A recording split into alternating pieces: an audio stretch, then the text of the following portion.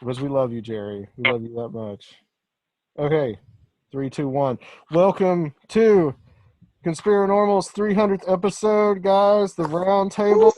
We got a whole cast of characters here for everybody, and we're real excited to have people. People are going to join us through the night, and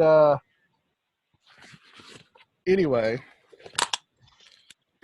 So the reason that I wanted to do this as a listener's episode is because we have in the past done several episodes where we have had our guests come on and in studio, such as episode 50, episode 100, episode 200, which was actually the Surfiel's first show that he was ever really on as a listener at the time. And I wanted to do, we had done the Strange Realities Conference. I had a bunch of people here. Two or three of you here in this group were here at Strange Realities 2019. And I wanted to bring on listeners and talk about listener stories. So welcome, guys. Welcome to Conspirinormal. I've got some important people here like Jerry and Grimsteak. What's up, man? Hey, what's going on, man? I wouldn't call myself important. Oh, man, but thanks for having me here. You're definitely important. You are definitely a VIP. So we are unimportant background people. Yeah, that's all. Yeah, we're just AI. And Heather is gone, but she's like probably our oldest listener because we used to work together a long, long time ago, and she's listened since the beginning of Conspirinormal way back in 2012. There she is. There she is. Hey, sorry. I've got a toddler who's learning how to use the potty, and so he's... I think I met Heather at the show, at the conference. Yeah, you did? Tarot. You did, yeah. She was the tarot. You and I talked a lot. Mm-hmm. Yeah. I was interrogating you about what decks you use. Remember me? Yeah. So I want to get everybody, let's do a roll call, starting with Daniel there in the corner. Daniel, who are you? Where are you from? Hi, my name is Dan. I'm from Massachusetts and live in the Bridgewater Triangle. Nice. Very nice. Okay. And Katie? My name is Katie. I'm from Birmingham, Alabama. All right. And Katie was actually the only person that we ever gave a flyer to of all the thousands of flyers that I passed out that actually came to the Strange Realities Conference. And I don't know who went to Alien Expo, but they weren't people that listen to cool podcasts like this one. Right. Yeah, that was a little bit of a synchronicity there, wasn't it? Yeah, I knew who you guys were. Yeah, because of Where Did the Road Go? Yeah. Right. And we got Jerry Cthulhu on the line. Flying his Conspirinormal flag. Tell everybody, where you at, Jerry? I'm in north of Atlanta, in beautiful downtown Cherokee County. Okay. And I am the co-host of Nox Mente. And yes, the first person to purchase a ticket for the Strange Realities Conference ever. Yes, you are. You hopped on it right away, man, as soon as I got those tickets up. And we got Sumo. Where you from, man? I am currently out of Birmingham, Alabama also. Oh, hey. We are not far away, presumably. Nice. All right. Well, synchronicity abounds. Yeah. All right. GA over there. Where you at, man? Yeah. Greg, I'm in Austin, Texas. And I want to hear that cat story.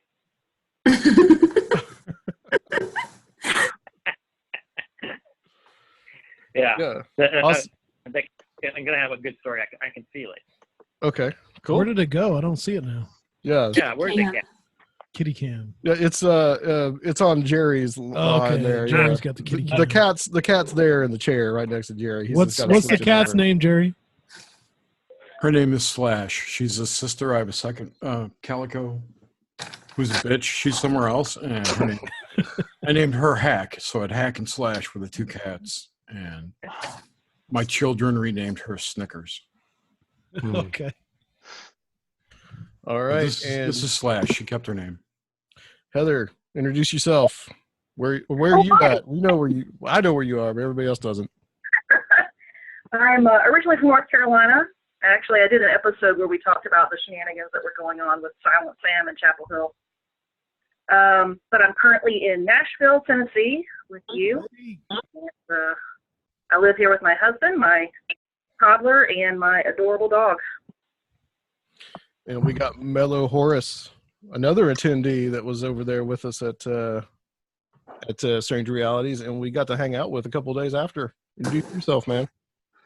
What's up, guys? My name is Mellow Horace. My real name is Jonathan. I'm from Nashville.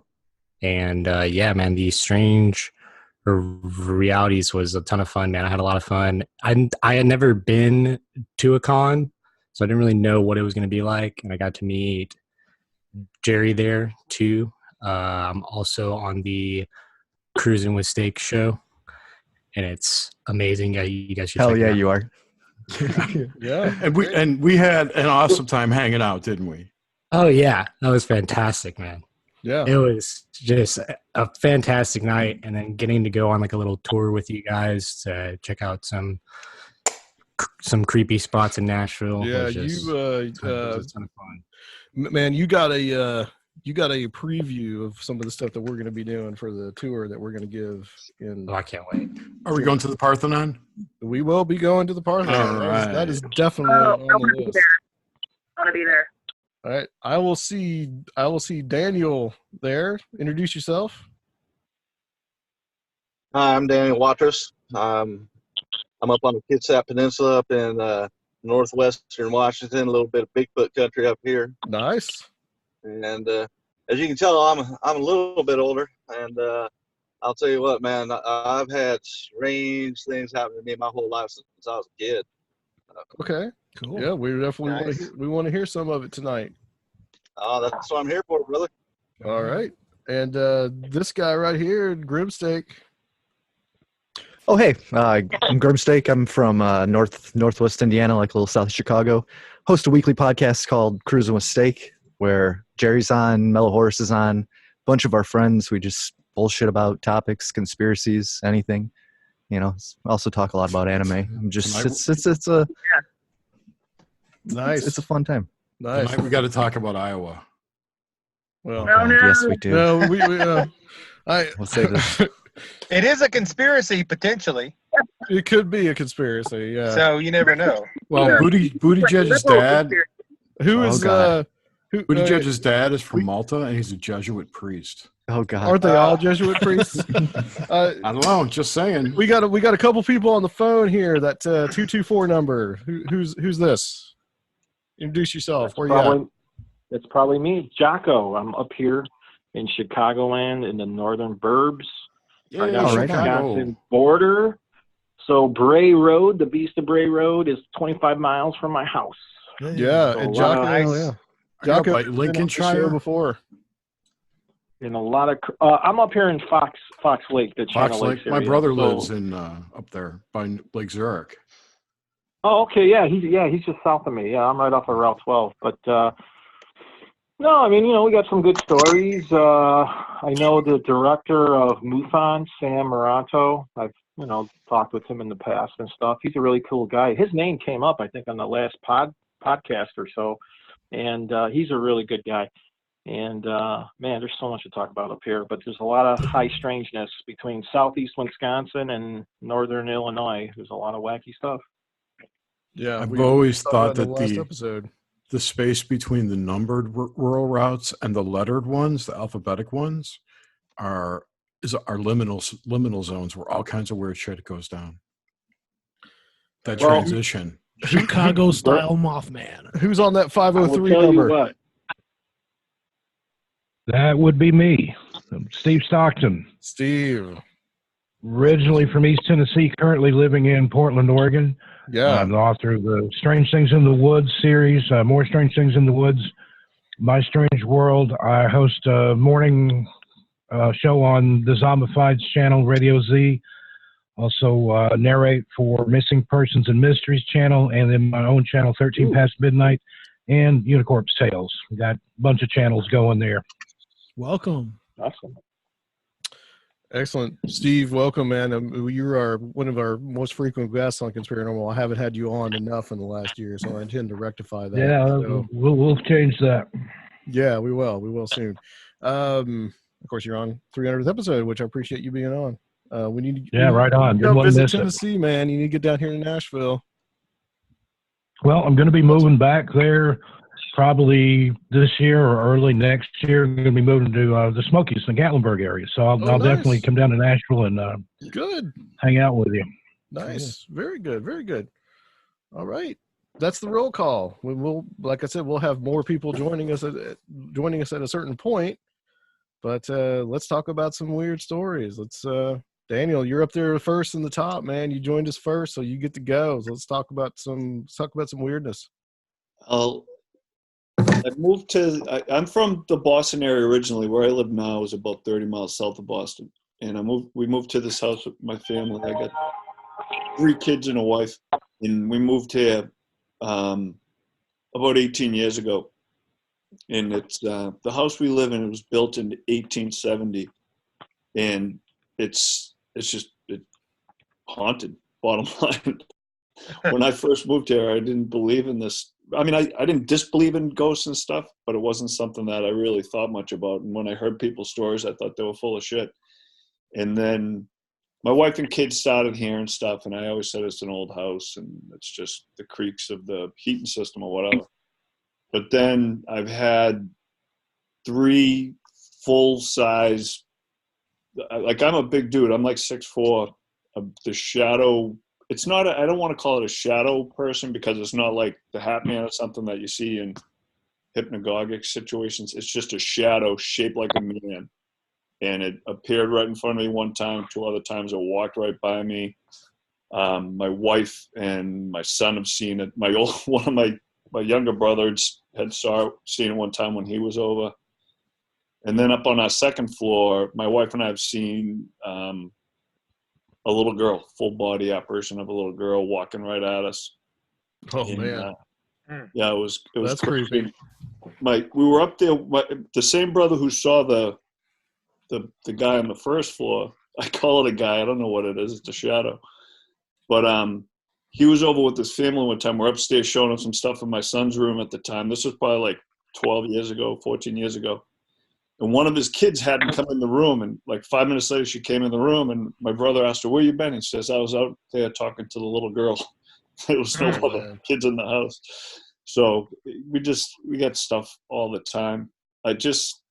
Noises and shadows and stuff like that. And then the area we live in, it's like historically, it's Lauren Coleman wrote about it, the Bridgewater Triangle. So there's all sorts of high strangeness going on.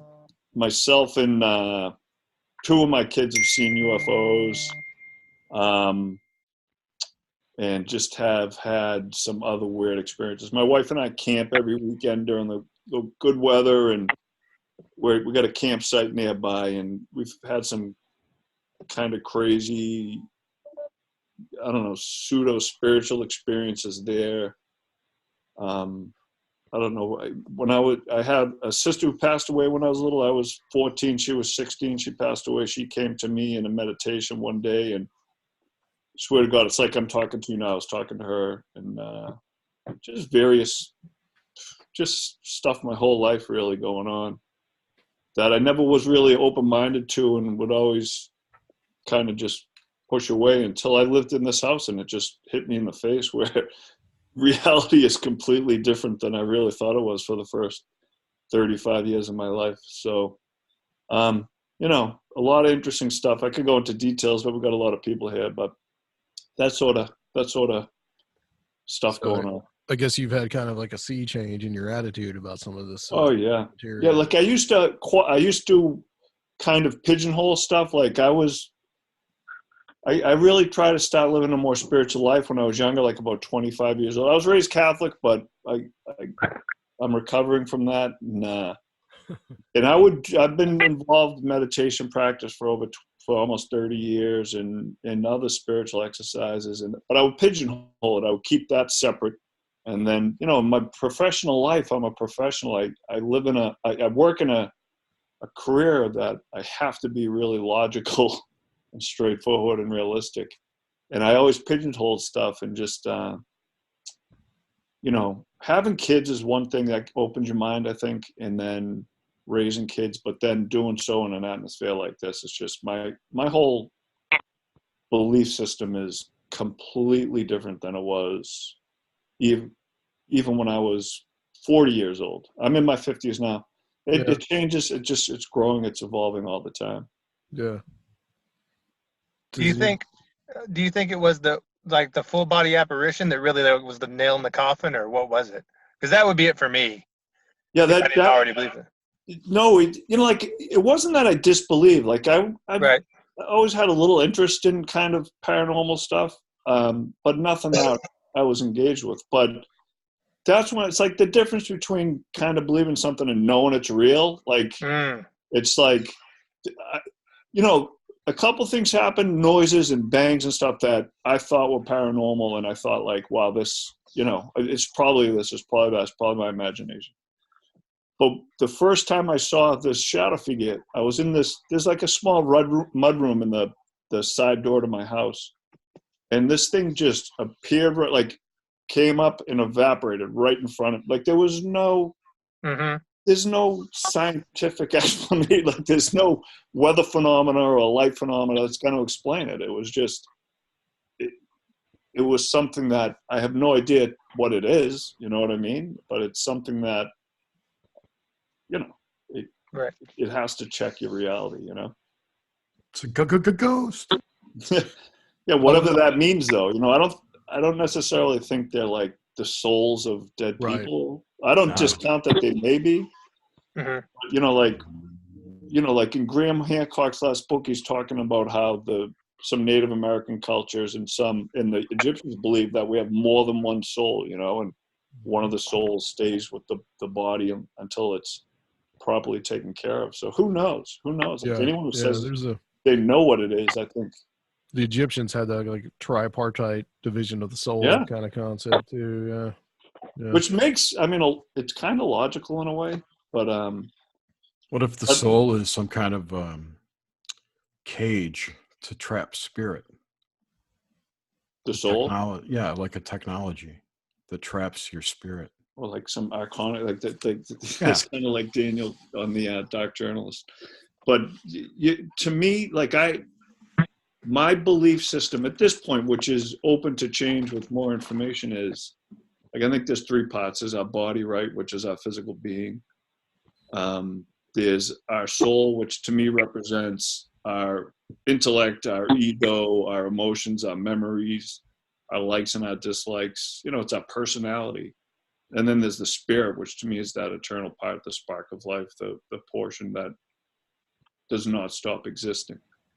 And so whether or not that soul can be divided into those different parts of the logical part, the emotional part, the instinctual part, who knows, All right. So who wants to take it next, or should we go in order? Well, I wanted to say something about the spirit idea.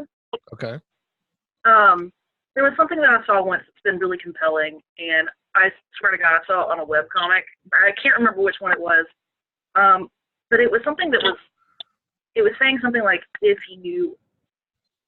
each time we die, we go to whatever is waiting for us at the end, we get sent back into another body that's already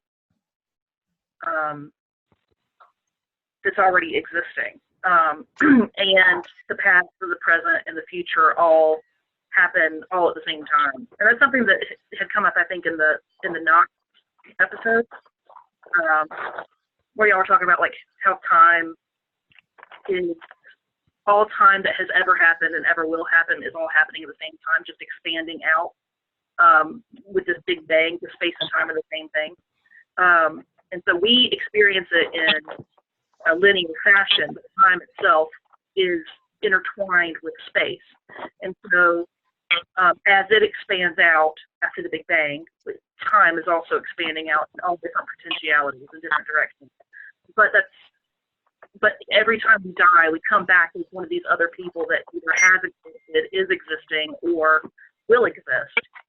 and we are experiencing existence from each one of these points of view. I thought that was a very compelling way of thinking about it, and I can't get that out of my head. That's one thing that I've been mulling over lately. Can I respond to that? Yeah, absolutely. Yeah. So to me, like that, I've heard this talked about, you know, scientifically as well as spiritually, about this idea that time is a you know, a physical thing, and that it's not how, you know, the higher beings experience stuff. And like intellectually, I can't wrap my head around that. I don't know how you experience anything without the quality of time being involved with it. But to me, like, the spirit, that eternal, and this is based more on my own intuitive feelings, based on readings of basically a personalized comparative religion study I've been doing for 30 years, is that eternal part, man. I'm trying to get that back to the pond. You know what I mean? Like, it's a drop from the eternal oneness, and the elimination of the negative desires and the negative things about the soul is what the process of reincarnation is about. When we finally can free ourselves of those things. Are we reincarnated here or on some other realm? I don't know, but you know, it's the elimination of that stuff that wheedles away kind of the soul aspect and gets us to the eternal, rejoining with the one. But I don't think it's, just for me personally, it's not, I go back to God or the universal one or whatever, that the one consciousness, and then come back again. It's kind of a striving going uphill, trying to get back to that thing. But this idea of experiencing time, they say only physical beings experience time. And I think, you know, or materiality. And that's why, you know, supposedly spiritual beings are jealous of us or want to, you know, use us either to manifest these things or to be able to experience it for themselves in some part. So there's some beneficial, whether it's purely carnal or what, to being physical. But I think there's a reason why we experience this and we go through it. But I can't wrap my head around that part of there being no time and experiencing things. How do you experience something if you haven't been born? Like, it just doesn't make sense to me. But I would highly recommend Stephen Hawking's, oh gosh, I cannot remember the title of it at this moment. Any of his books. A Brief History of Time. Yes, that's it. Thank you. Brief History of Time. I read it 35 years ago and didn't understand a word of it. I will try it again. Or Neil deGrasse Tyson has actually done a lovely job explaining a lot of these kinds of concepts too. You know, his work is also really good. Something that you said, you know, maybe we're here for some sort of reason that's perhaps carnal, since that's how we experience the world. I have honestly, I kind of feel like the reason why we're here is because God wanted to experience sex. Like, not just like literal sex, but also like the melding of two souls coming together and experiencing love. Like, there's this chemical property that I think whatever being you want to call the force of creation, I think that's what it or he or she or them, that's what it wanted to experience. And I think that, you know, you can boil it down to one word, just sex, but not just like high school kids bumping uglies kind of sex. I'm talking about like real serious, soul shattering sex. I guess we're really talking about the difference between a positive view of incarnation and a negative view. You have the old kind of Gnostic view that we're actually being trapped here to limit our potential. And then you have the more like Sufi type of view that we're incarnating, the divine is incarnating into this realm to experience this realm or for some positive purpose to teach us a lesson in our continuing like spiritual evolution. No, I agree. I've read a lot, and I enjoy a lot of some of the ideas of Gnosticism, but the overall negative aspect of it, the idea that this is a prison planet and stuff, it just doesn't jive with me intuitively. Like, because I've experienced deep love. I got kids, and there's nothing I would ever give up to not have known and raised my children. So it's the idea that it's all just this negativity, I think, is off base for me. But the idea that like the creator God who's formed this place and isn't necessarily the ultimate being, that can ring true to me. Mm-hmm. And the idea that, you know, Jehovah of the Old Testament is completely, you know, like the Christian Gnostics, Jehovah of the Old Testament is the creator God akin to Saturn or Zeus or something, whereas the demiurge. Anyway, I'm going on. But who wants to take it next? Or I'm going... Can I, this is Jocko, can I chime in? Yeah, It's along the absolutely, same absolutely. theme. Absolutely. So, back in 1991 in Kenosha, Wisconsin, there was a Catholic church called Our Lady of Mount Carmel there in Kenosha. And it was called, I think it was in April, but it was in 91. It was called the Miracle on 54th Street. And what it was group visions, in the sense that multiple people saw visions up at the wall on the altar. And it was probably lasting, I would say, for a week. I had heard it on WGN News during, you know, like the noon WGN News. And Kenosha's not that far from where I'm at. So I said to myself, I have to see what's going on up there. One, I'm Catholic. Two, I have to see what's going on. So when I got there, this church was packed, full of people. And as soon as I walked through the main doors into the church, you could focus what was going up on the wall. And I couldn't believe my eyes. And what I saw on the wall was what I would call like holograms. But what kind of, not creeped me out, but what I saw is you saw this burnt image of Christ in prayer on the wall. So that everybody could see. But then what you saw is pairs of eyes on the wall, just eyes. And they were moving in such a manner to where they were looking at individual people, especially like when new people came walking into the church, the eyes would focus and look at like who's coming in. So as you're watching this, as I stood there and watched it, you know, I pulled myself off to the side, got in the pew, and I'm looking at this, and you could see a rotation of Stations of the Cross, so to speak. So, you know, you'd see Jesus at the rock, you saw him at the round table, like for the Last Supper, you saw the manger scene, you saw the Virgin Mary holding the infant Jesus. I could not believe what I was seeing. And I was standing next to this one guy, and I said to him, "What are you seeing? Because I don't want to tell you what I'm seeing, but you tell me what like you're seeing." And he told me what he was seeing. So what the guy next to me told me what he was seeing matched up to what I was seeing. There was another guy that came in there, and he was Jewish. And I said to him, I go, "What do you see?" And he goes, "I see Moses." And I go, "Really?" And he goes, "Yeah." And I go, "You don't see Jesus?" And he goes, "No, I see Moses." So certain people saw things that might have been associated to their faith. Yeah. But then people that were of the same faith saw similar things. So this lasted for 3 days, or maybe it lasted 4 or 5 days. So the next day, I'm like, I got to go back. I got to bring my camera. And that's kind of taboo, but I said, I'm going to bring my camera and take pictures. I took pictures. I still have them to this day. Some of the images came out. It's so bizarre because I still have these, and I go back and I look at these things to see, are they still on my photographs? Did they disappear? Did they alter? And they still are the same, and it's really fascinating.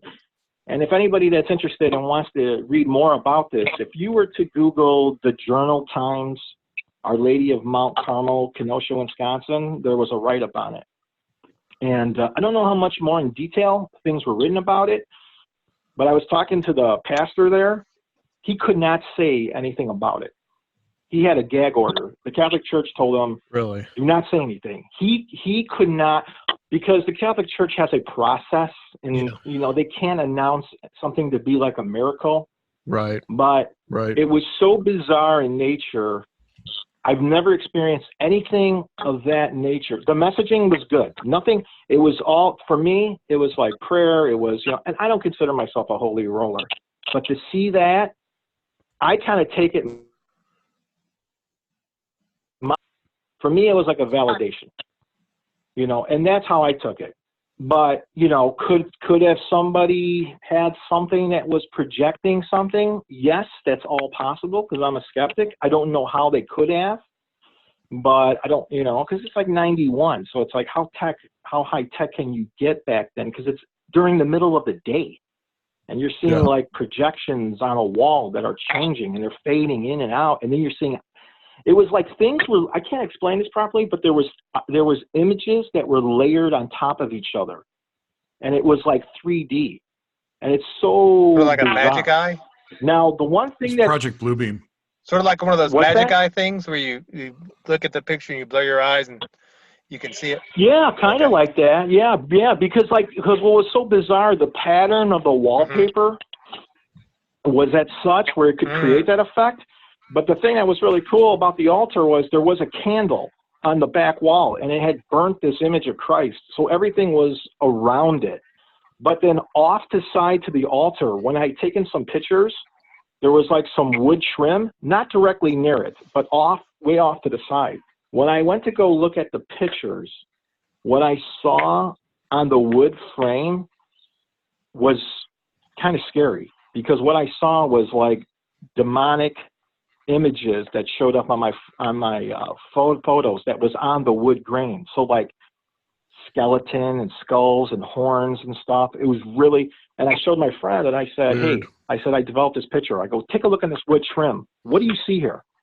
And he goes, dude, that looks like demons and stuff off to the side. And I said to him, how could that be possible? How could you have, because for me, I guess, demons could be in a church. I don't know. But I'm like, how could that show up in a picture like that? So that was kind of like a weird takeaway from the whole thing. But I don't know. That's kind of my one bizarre off story. There's many others, but that's, just kind of following along the same theme here where we're talking about That's spirituality fascinating, and the Jocko. afterlife. The wood grain things, I mean, that's pretty well known for psychedelic experience. I could send these photos over to you guys. I'm going to try and figure a way how to email some of these images because I have Just take a picture of I've it. got Take like the negatives camera phone. still. Yeah, absolutely. Yeah, and I'll shoot those over to you guys because you guys will like really love this. But but yeah, it like I don't know what kicked it off. Somebody said to me that there was a girl that was suicidal and she asked for a miracle and that's what kicked it off. But that was just hearsay. Nobody knew who the girl was and everything. But as quick it came in, as quick it left. After like 4 or 5 days, it was gone. And, to be part of like a mass group, it'd be one thing if it was just one person. But to be like around like 100, 200, 300 people and seeing something like this go on, it was more like impactful for me, at least, just high strangeness. Right. I'm sorry, it's Greg and Austin. Yeah. Has anything else happened in that area before or after that? But would that be like a window area? Well, I will tell you this, Southeast Wisconsin is so bizarre in itself because, so you got Kenosha that's on the lake, right? And then you go further west and then you have Burlington, Wisconsin. Now, Burlington, Wisconsin is bizarre in itself because if you Google Burlington, Wisconsin, there's a woman that gives vortex tours. There's a lot of high strangeness and there's also mounds out there. And then if you go just a little bit to the north, just east of Madison, there is a lake off of Interstate 94 called Rock Lake. Now, what's fascinating about Rock Lake is it's a very deep lake. I think it's like 60 feet deep, but don't quote me on that. But what supposedly is in the bottom of that lake is pyramids. And it's been debated because there's been divers, there's been people that have been investigating this lake, I think since the 60s or 70s. And most recently, state archaeologists of Wisconsin kind of brushed it off and said, no, glaciers could have created these rock piles, which could have created these pyramids. But then within the last 5 years, they've done some sonar and they found an 18-foot tall pyramid that's 60 by 100. So it's like a perfect pyramid at the bottom of a 60-foot lake. Yeah. So you've got that strange highness. Then you've got the Beast of Bray Road, which is in that general area. So, and then on top of it, you've got UFO sightings, you've got Dogman, Wolfman, Bigfoot, you've got all, and then the land here is very spiritual in the sense that with the Indians and the whole area, and like once again, going back to like all these different mounds and burial mounds, even where I live, like in the Chain of Lakes area, the Fox Lake area, there's something kind of spiritual, but I would say that's representative of like the land. You can kind of feel it. So, you know, to kind of answer your question, you know, I know it's kind of long and dragged out, but yeah, there's a lot of stuff that's going on up here, I think, personally. But it always goes back to Indian mounds. It always goes back to Indian mounds. I tell you, it's all right. Let's move on to other personal experiences. Who wants to go next? Who wants to take it? I'll go. Okay, Sumo. I got it. Sumo, yeah. Because that what I like about all the paranormal stuff and conspiracy stuff is that you start off like we just did, like with Bigfoot or like a ghost, you know, and then in 5 minutes you're talking about God, which is I've always found that fascinating. Good point. I've always found that fascinating because it's like, what are we really talking about here, you know? And so I had a couple of experiences that started me off. My first was before I forget, I'm largely inspired by this show. I recently started my own podcast with a friend. It's the Mystical American Patriot Society, where we talk about stuff like that. It's mapsoc.org if you want to listen, but it's very new, so I don't know if it's going to last, but we'll see. But I talk about stuff like that. Best of luck to you, man. I encourage it. Yeah, it's fun because I like this spiritual aspect of the paranormal thing. I want to explore that some more. But what happened with me was I was maybe 14, and I lived in pretty rural America, like on a farm, you know.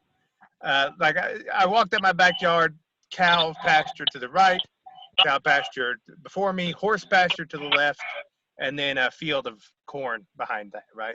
So every direction, something very agricultural. Me and my friend is his parents have to go out of town or whatever, so he's staying the night with me that night. And we're outside just playing around, as you know, teenage boys do. And I don't know, it's maybe close to midnight out in the middle of this farm. And we see two lights begin to come at us. And there's a road there, and for the first like couple of minutes, I just thought it was headlights, you know, coming down the road. And as I'm watching it, though, they're not passing with any speed, right? So it must be a car moving real slow. But then as it gets closer, I notice it's not actually on the road; it's sort of over the road. And then it's not even on top of the road; it's sort of just coming across the field, like in the sky. And it gets closer and closer, and we both see it, and it's like this black ball, this black orb in the sky with basically two headlights on it, just pointing, like two spotlights just pointing out in front of it. And I mean, it was some sort of UFO. I don't know what else to call it. And it was extremely close. Like I'm talking top of a pine tree. You know, if you imagine a tall pine tree, it's skirting the top of that and maybe a block away.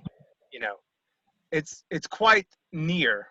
And I saw it hover by us for about a full minute, and then the lights dimmed off, and then the thing just sort of, I could still see the black outline of the sphere for a while, and then it just vanished.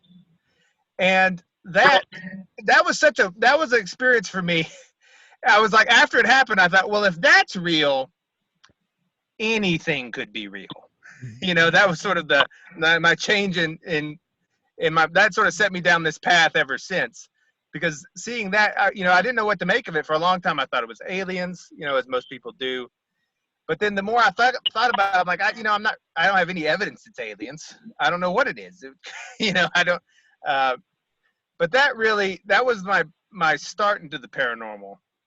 And then the other thing, which is much more mundane, but which which for some reason impacted me a lot also. I think it's because it involved a dog, and so my dog died. And it lived in when it got old, she was sick a lot, right? And so we had a little space out for her in the garage, because normally she was in the house, but there was, she was a lot of sickness, and she was out the side, and for the last year of her life, there were these concrete steps that led up to the door that we just purchased and sat there, and they would wobble because the bottom of it wasn't quite level, and so when you step on them, they go thump thump thump thump, right? So she'd get up there whenever she was hungry, about 5 o'clock every evening, and it would make that thump sound, and that's how you knew, right?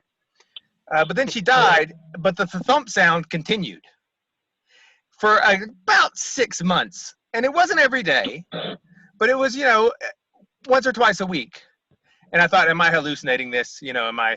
But then a friend was over, and the thump sound, and she looked over and was like, "What was that?" And I was like, "Oh, so you heard it too." So it wasn't just me. And so then I thought, well, is there a dog ghost? What is it? Is it? Now I got into the residual hauntings of dog, but I never had considered like animal ghosts before.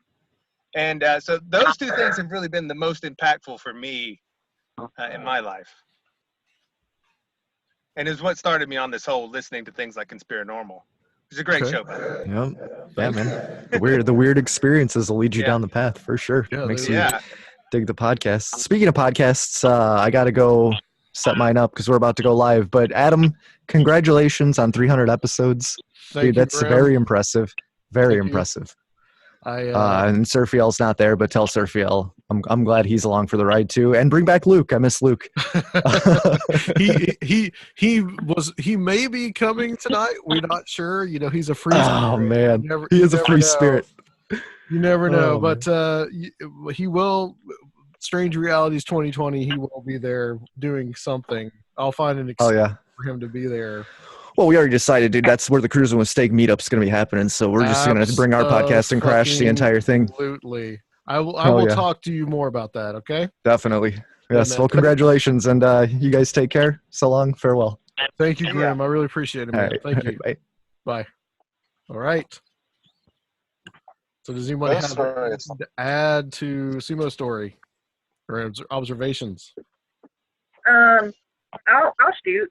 Because I don't know how much longer my toddler will allow me to be plugged in here, but I was going to mention talking about having these weird God experiences. I have had an experience which some people consider kind of negative for these kind of paralysis in bed kind of situations, but for me it was quite positive. And I had been going through a spiritually difficult time, and I had been praying pretty fervently for several days for God to kind of really make himself known to me. And one evening I went to bed a little earlier than my husband, and I was laying in bed just kind of mulling everything over in my mind, like one does. And I was suddenly struck with the sound of wind, like a very strong wind in my ears. And I'm positive, 100% positive I was awake. And I could look around the room, I couldn't really move. It wasn't frightening in any way. I felt like the entirety of existence had an intelligence, and it was looking right at me in that one moment. And it was awe-inspiring. I don't know. That's the closest I can come to. I can't really explain how that felt, but I felt like this was my chance to talk to God, because I felt very strongly that this was God's presence. So I couldn't move. I felt the sound in my ears, and so I thought in my mind, I prayed. Am I looking for you the right way? And the presence said yes. And I said, well, how do I know that you're God? And without missing a beat, it said, you don't. And I feel like that's pretty much what God would say. I mean, I feel like if it were an evil quiz or something, it would try to make up some sort of lie, or like, I don't know. But anyway, so at that point, I kind of felt like the presence was kind of like growing weaker or receding. And, you know, I prayed thanks. I was very excited about the experience I had just had. And so, like, I immediately, as soon as I felt like it was gone and the rushing sound left, I could move again. And I got up and I immediately, like, told my husband in the next room. I'm like, oh, my God. He, even though he's not a Christian, or he's agnostic. And even though he is agnostic, he was very supportive of the experience that I had. You know, he didn't just call me crazy or something. Anyway, it was a very positive experience for me. And I know a lot of times those kinds of sleep paralysis is what some people kind of file that under. And for them, it's very frightening. But for me, it was very positive. Not to discount people's negative experiences. Everybody has their own experiences in that way, but I do feel like I'm connected to God, and I'm not really a traditional Christian in the sense that I was raised Southern Baptist, but I am certainly far from the teachings that I was raised with. But I felt that I was getting that answer that I was praying for, and it would be ridiculous for me to try to hand wave that away or rationalize it away in some way after I specifically asked for God to make himself known to me. I kind of felt like that was my answer. So anyway, I just wanted to share that. Yeah, can I ask you a question about that? Oh, go ahead. Can I ask you about, because I'm not going to get into my personal story, but I have some major stuff going through my life. Adam knows, but I don't want to get into it. But I've gotten very deep spiritually to try and get me through my issues, my problems. But my question to you, because something happened to me, when you heard or felt that, did it feel like, I don't know how to describe this correctly, but did it feel like to you a voice or a presence of authority where you know it was just? Does that make sense? Gosh, I guess the closest I would say is it felt loving, but not like any kind of love I've ever felt. But it felt like definitely like an authority, but like not like the kind of authority you should be scared of. More like no, yeah, exactly. Because my experience came and went. Like, I've been asking, I was praying hard. Like, I was going to church every day, just sitting in the pew, doing rosaries. I'm just going through a lot of tough stuff. And I was asking God, please give me answers. Please send me the Holy Spirit. And then, like, weeks later, I was in an apartment complex, doing nothing, thinking nothing. And as I'm walking down the stairs, something hit me. All I could say, I'm not saying it's the whole Holy Spirit, but something said to me, it said a phrase to me, and it said, "Be strong, my child." And I stopped walking, and I said out of my, like the next thing I said was, "What?" I literally just spoke that. I said, "What?" Because I couldn't believe what was hitting me. And then it repeated that phrase again, "Be strong, my child." And then what came felt good, and then it left. Like it did not want to possess me. That's why I felt it was like authority. Okay, I know the thoughts that are in my mind, right? And you kind of know your mind's voice, what it sounds like. This was not something that felt like it was of my mind's voice. No, that's why I'm just kind of curious the way you felt like about that. Definitely. And I've actually had a weird couple of, I call them conversations with God. And I know that sounds very like Old Testament, very strange. Not quite Old Testament level, I don't think, personally, but I remember I was listening to the radio, I was listening to some news about some very horrible things that were happening in the world, and I was getting increasingly agitated as I was driving my car, and it was just me and by myself in my car, and I just started praying, and I got really angry, and I was like, why aren't you doing something, do something. Right. And then almost as in, and I felt it wasn't my internal thoughts, but Right. there was a thought that like popped into my mind of Exactly. do something. Some like Yeah. that person saying to me, do something. And and I thought about it, and then it continued in the way of saying like that's what you're there for. Yeah. That's what y'all are there for, like what my church is for. Yeah. But that conversation was very short and sweet. Like it didn't really go on or anything. But like that was a very distinct feeling of a separate being or person or something who was speaking directly to me during that time of prayer I was having. Can I jump in? I've had maybe a handful of times in my life what I call those free thoughts. That it's not a hallucination. I'm not hearing a voice from outside. It's a thought in my head, but it's not me. And I don't know if it's my higher self, if it's a higher power talking to me or what, but they've always been true. They've always been honest. They've always been loving. And you can tell the difference. Like you know how you think and how it sounds. And it's a different voice altogether. And I think when you recognize that, to me, that's truth. And with these spiritual experiences, they're subjective. Like there's no measuring stick for them because everyone's different and they can mean something to everyone else. And that's why one person sees a light in the sky and they think, I believe in aliens now. Another person sees it and just changes their whole way. It's so subjective that you just got to find the truth for yourself. And I think that's like kind of what the battle is here, or the goal. Finding that truth. What was the game changer for me is the fact that it said to me, my child.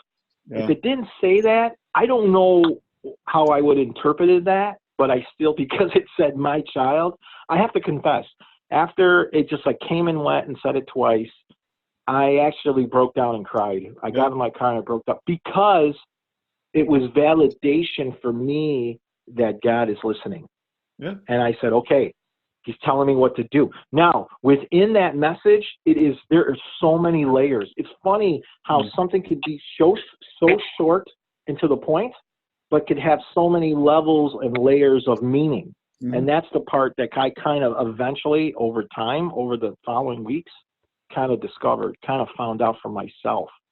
That's almost the definition of a symbol, is something that has layers of meaning you didn't give it, you know? It's like whatever it is talks in symbols mostly for some reason.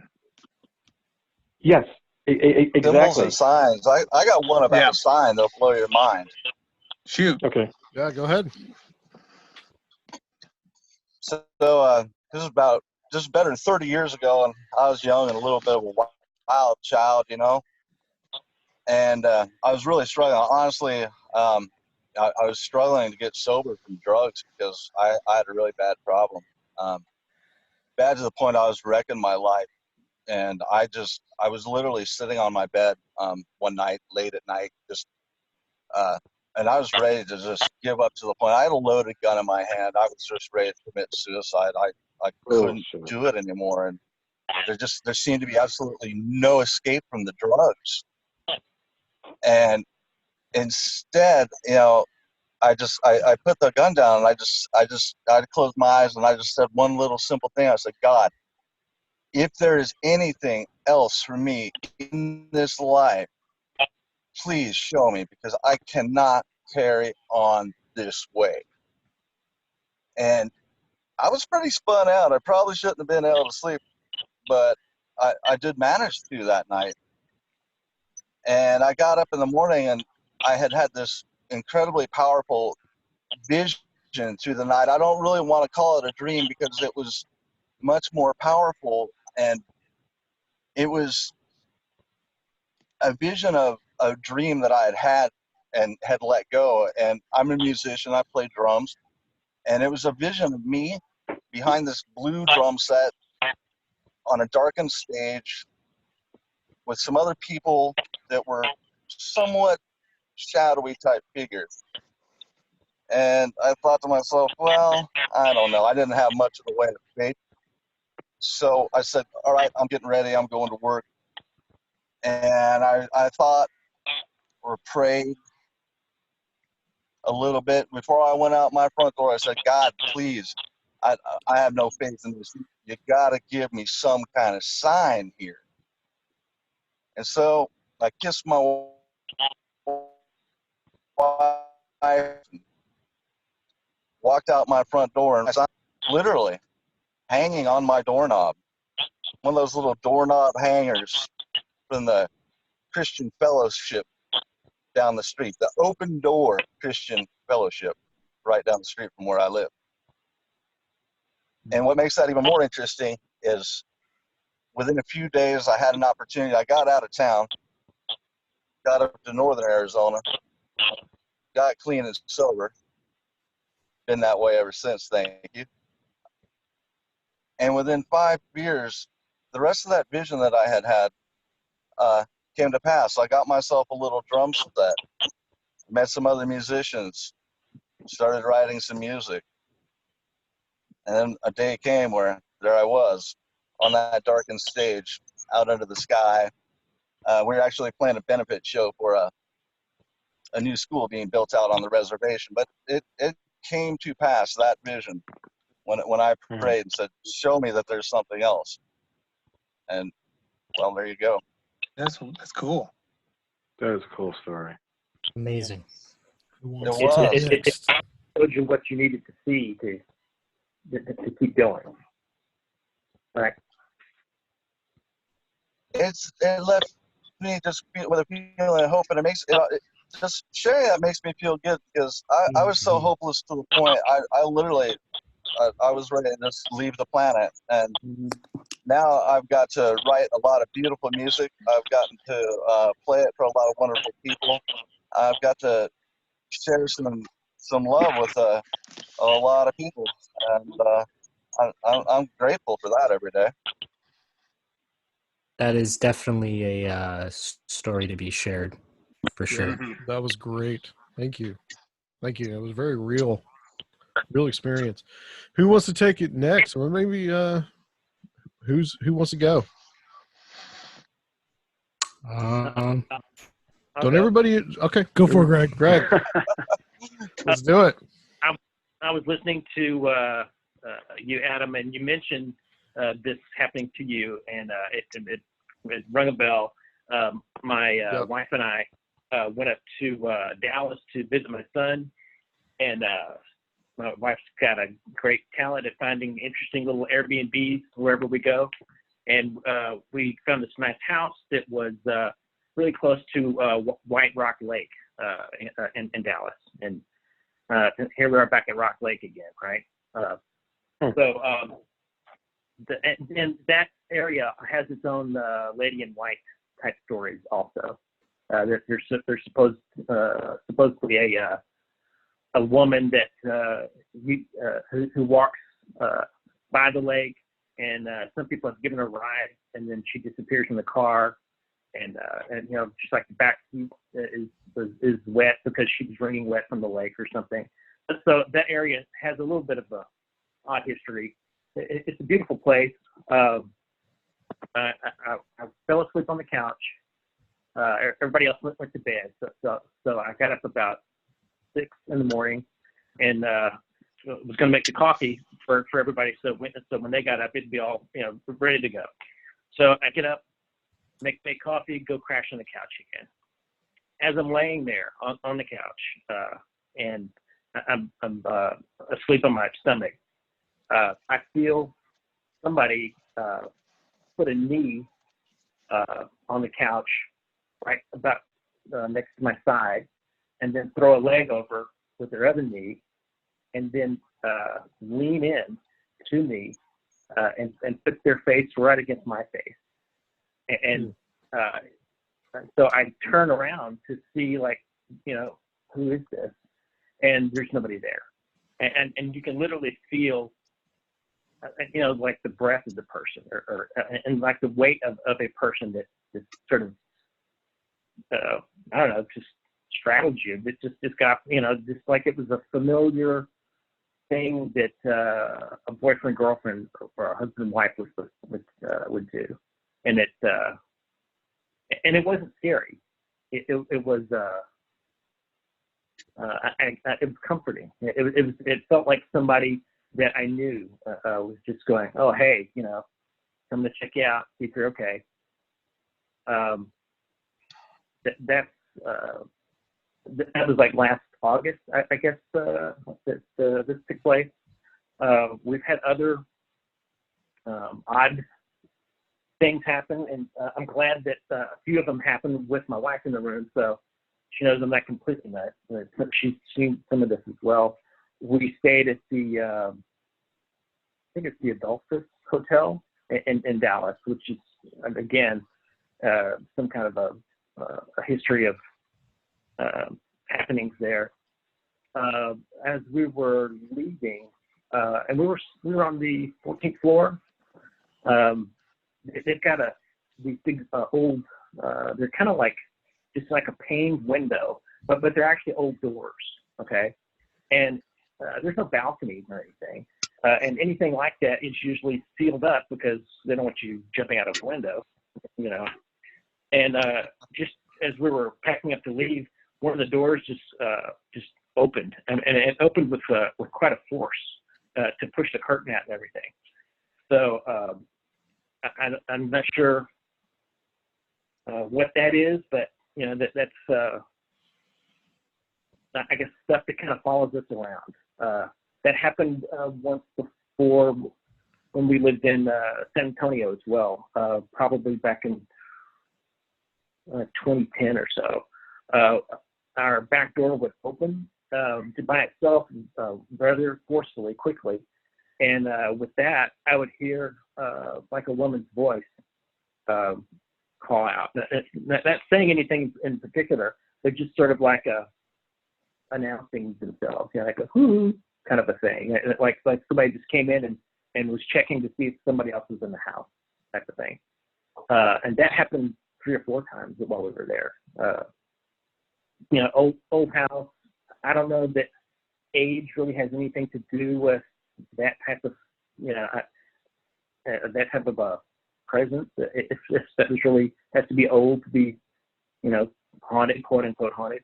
But we had that happen quite a while. Just here in the house in Austin, the strangest thing we've got here would be it feels like a cat gets on the bed, and that'll happen with both of them. Like we'll be laying there, and they'll both turn and look like, like what just got on the bed, and it's something small and light. Have you had a cat that has passed away anytime in the house? No, or I haven't had a cat, but I don't have. Really? Okay. She'll be across the room. Yeah. And so whatever is brushing up against me, I guess it got bigger in Dallas. Huh.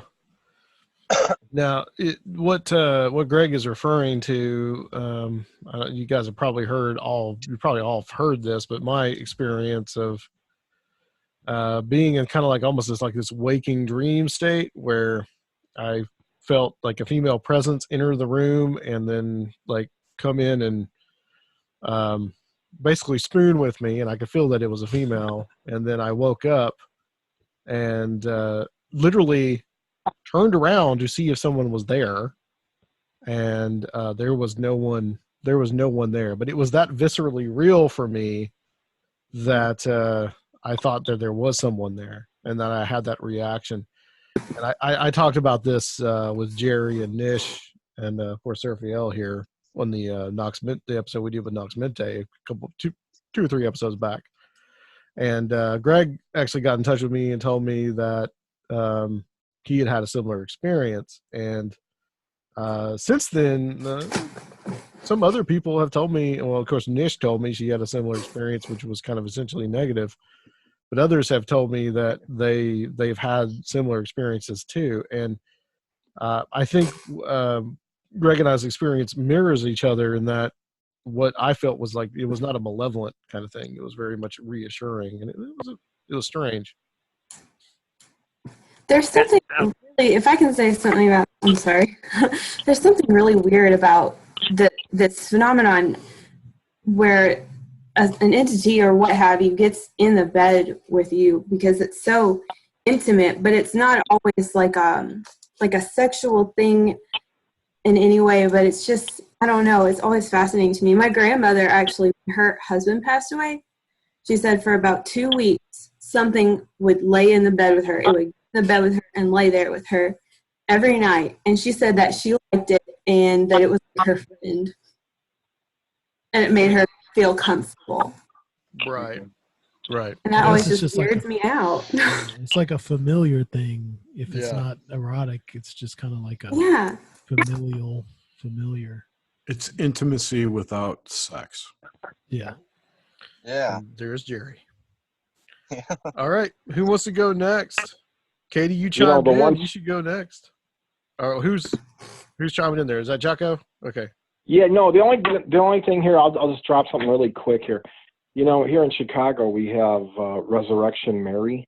You guys know this one? Very famous. Yeah. Oh, yeah. Oh, yeah. You know, so, you know, the whole thing was back in the 30s, this woman got in a fight with her boyfriend. She ran out into the road. You know, she left the ballroom, ran out in the road, and got hit by a car, and it was hit and run, and they never found the guy.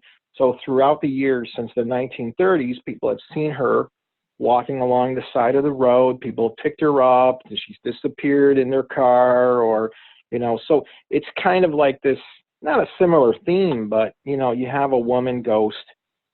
You know, it was some type of heated love romance, you know, upset. She goes out. I mean, a lot of this hasn't really been proven in terms of the whole argument. Like, people don't know. They haven't pinned it down who it was. You know, there's been speculation of the different women that it could be. That's actually buried at Resurrection Cemetery in Justice, which is just outside of Chicago. But along Archer Avenue, that's where people will see her. And it just, you know, it's just kind of bizarre how throughout the years it just, you know, it just resurfaces. You know, it just never dies. It's just like an ongoing ghost story. And there's a very visceral thing with the Resurrection Mary experience too, because a lot of these guys that said that they saw her, they actually danced with her. Right, they danced with her. Yeah, and then they took her home. Right. They took her to the cemetery, and of course she disappears. And you know, I wonder if there's a similar aspect going on to what Greg and I the same thing that we experience. You know, like obviously if you're dancing with somebody, you're feeling physical contact with them, and that's wow. It sounds sort of like it sounds like an incubus succubus sort of thing. Yeah, I mean that's what we're talking about. It has a similarity. Did it feel you said it didn't feel malevolent at all? No. But aren't incubus succubi supposed to be sort of bad? I don't quite know my incubi succubi lore. They drain your energy. They're parasitic demons. They drain your energy. They're generally considered pretty negative. So, but they'll do it through pleasuring you. Mm. Right. Adam, did you feel drained at all? No. In fact, I felt pretty refreshed when I woke up. It was an interesting. I mean, it was interesting. Do you think if things had progressed, you would have felt drained? Was it like trying to seduce you and it didn't quite make it? Good question. It hasn't come back, and it hasn't come back since then. So I really don't know the answer to that question. So, maybe it's like it's like a succubus foreplay. Yeah, physically drained. Your balls were drained.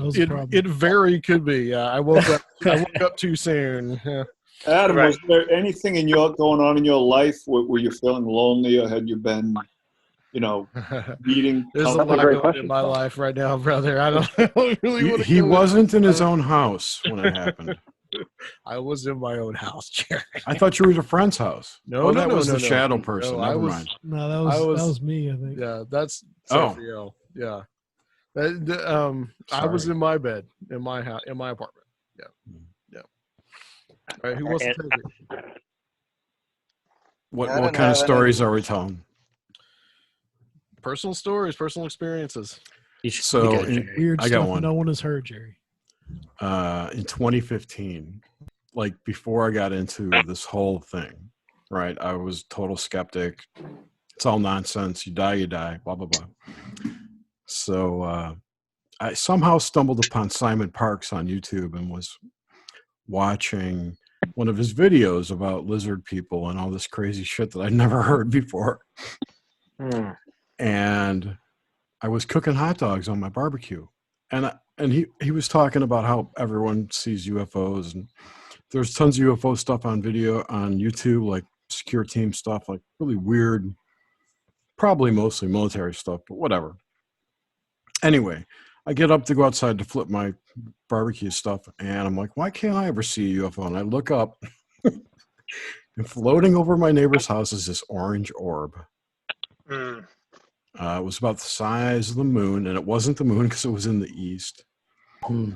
And I'm sorry, it was in the west. And it looked like a perfect sphere with a candle flickering on the inside.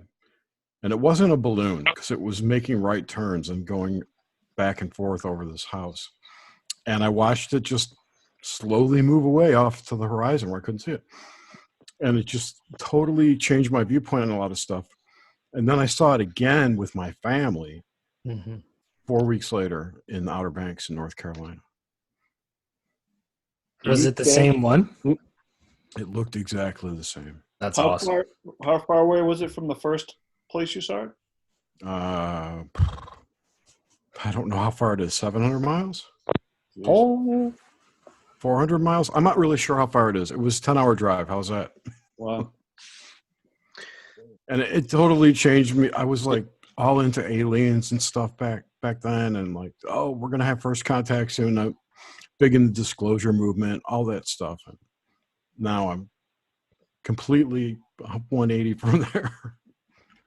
Have you seen anything like that since, or have gone out and tried to see stuff like that? Every night, dude. Haven't you seen my YouTube channel? Yeah.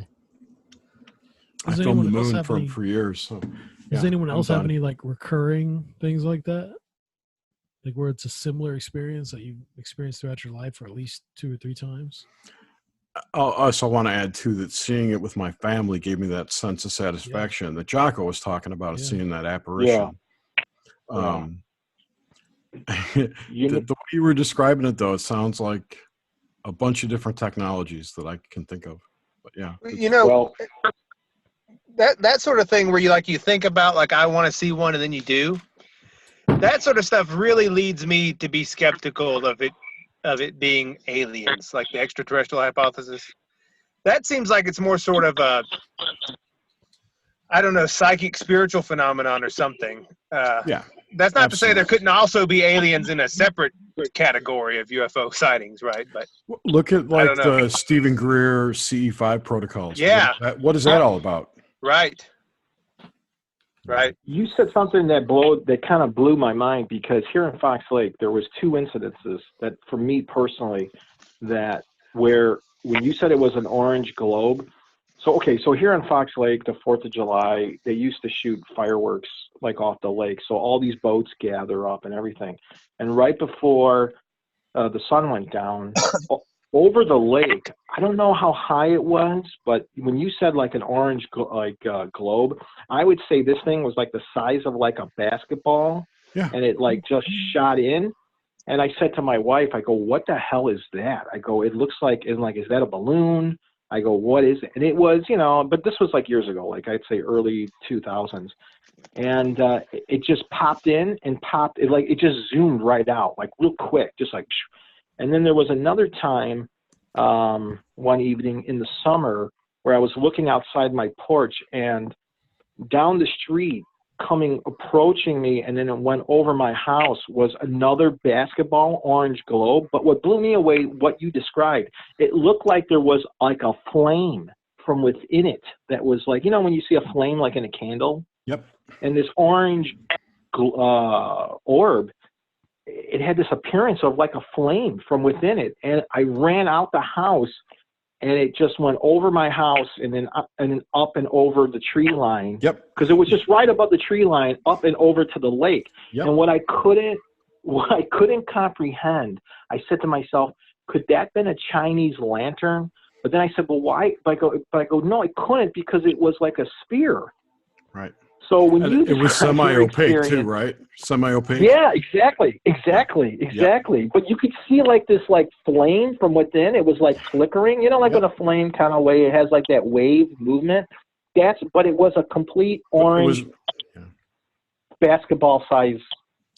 And the flame was orb. around At least too. that was my experience. The Yeah, flame was. yeah. It wasn't saying like it's- on a candle.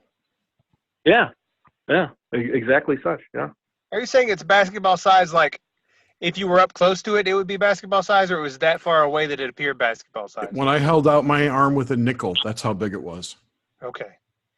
I made a In my MUFON experience, report. I because it took was above the pictures. tree line, it was a basketball size for me. So you both have basically seen the same thing. I've seen it twice, with my family. It's crazy. Yeah. It's some kind of surveillance drone. I don't know what to make of it. I will tell you, I thought for me that it was not spiritual, but I didn't think it was alien. I did not have that feeling like, oh, that's alien. But then I didn't know what to make of it. I don't believe in aliens. So. I think we have a new arrival. Hey, y'all. And I'm going to go. I got to take off and do Cruising with Steaks. So. All right, Jerry. Thanks for joining us, man. Thank you for having me. It's been great meeting all Absolutely. you guys. Take care and hope to see right. you all at the conference in September. So Absolutely, man. Hubba Bye. hubba. Next week, Jay. Bye-bye. How are my levels? You're good, Jennifer. Sounds great. What's up? Awesome. Good to hear from you. Jennifer Campbell, who came out also from, you're in Arkansas, right? That's right. Yeah. And she came out also to hang out with us at Strange Realities last year. It was a good And time hopefully had by you're- all. Hopefully you're going to be back. All right. That's the plan. We're telling everybody's personal stories so far. Mello, Horace, Katie, and Daniel have not gone. So who wants to take it? I can go next because I gotta get off here soon. I gotta be up at 4 for work. Okay. Yikes. All right. Yeah, I know. You're not going to abandon us for Cruising with Steak, are you? So, no, I really am going to bed. I already told them I'm probably not going to make it. We stole their shtick tonight. Yeah. I'm I told usually Grimsteak I told Grimsteak I ripped him off. I got the idea, so. Well, you did it 1 hour before, so it gave him some time to pop into. So we've already covered some like UFO stuff, and I kind of feel like switching it up a little bit, like how I got kind of rolled into all of the spiritual and paranormal and ufology and cryptozoology and all that good stuff.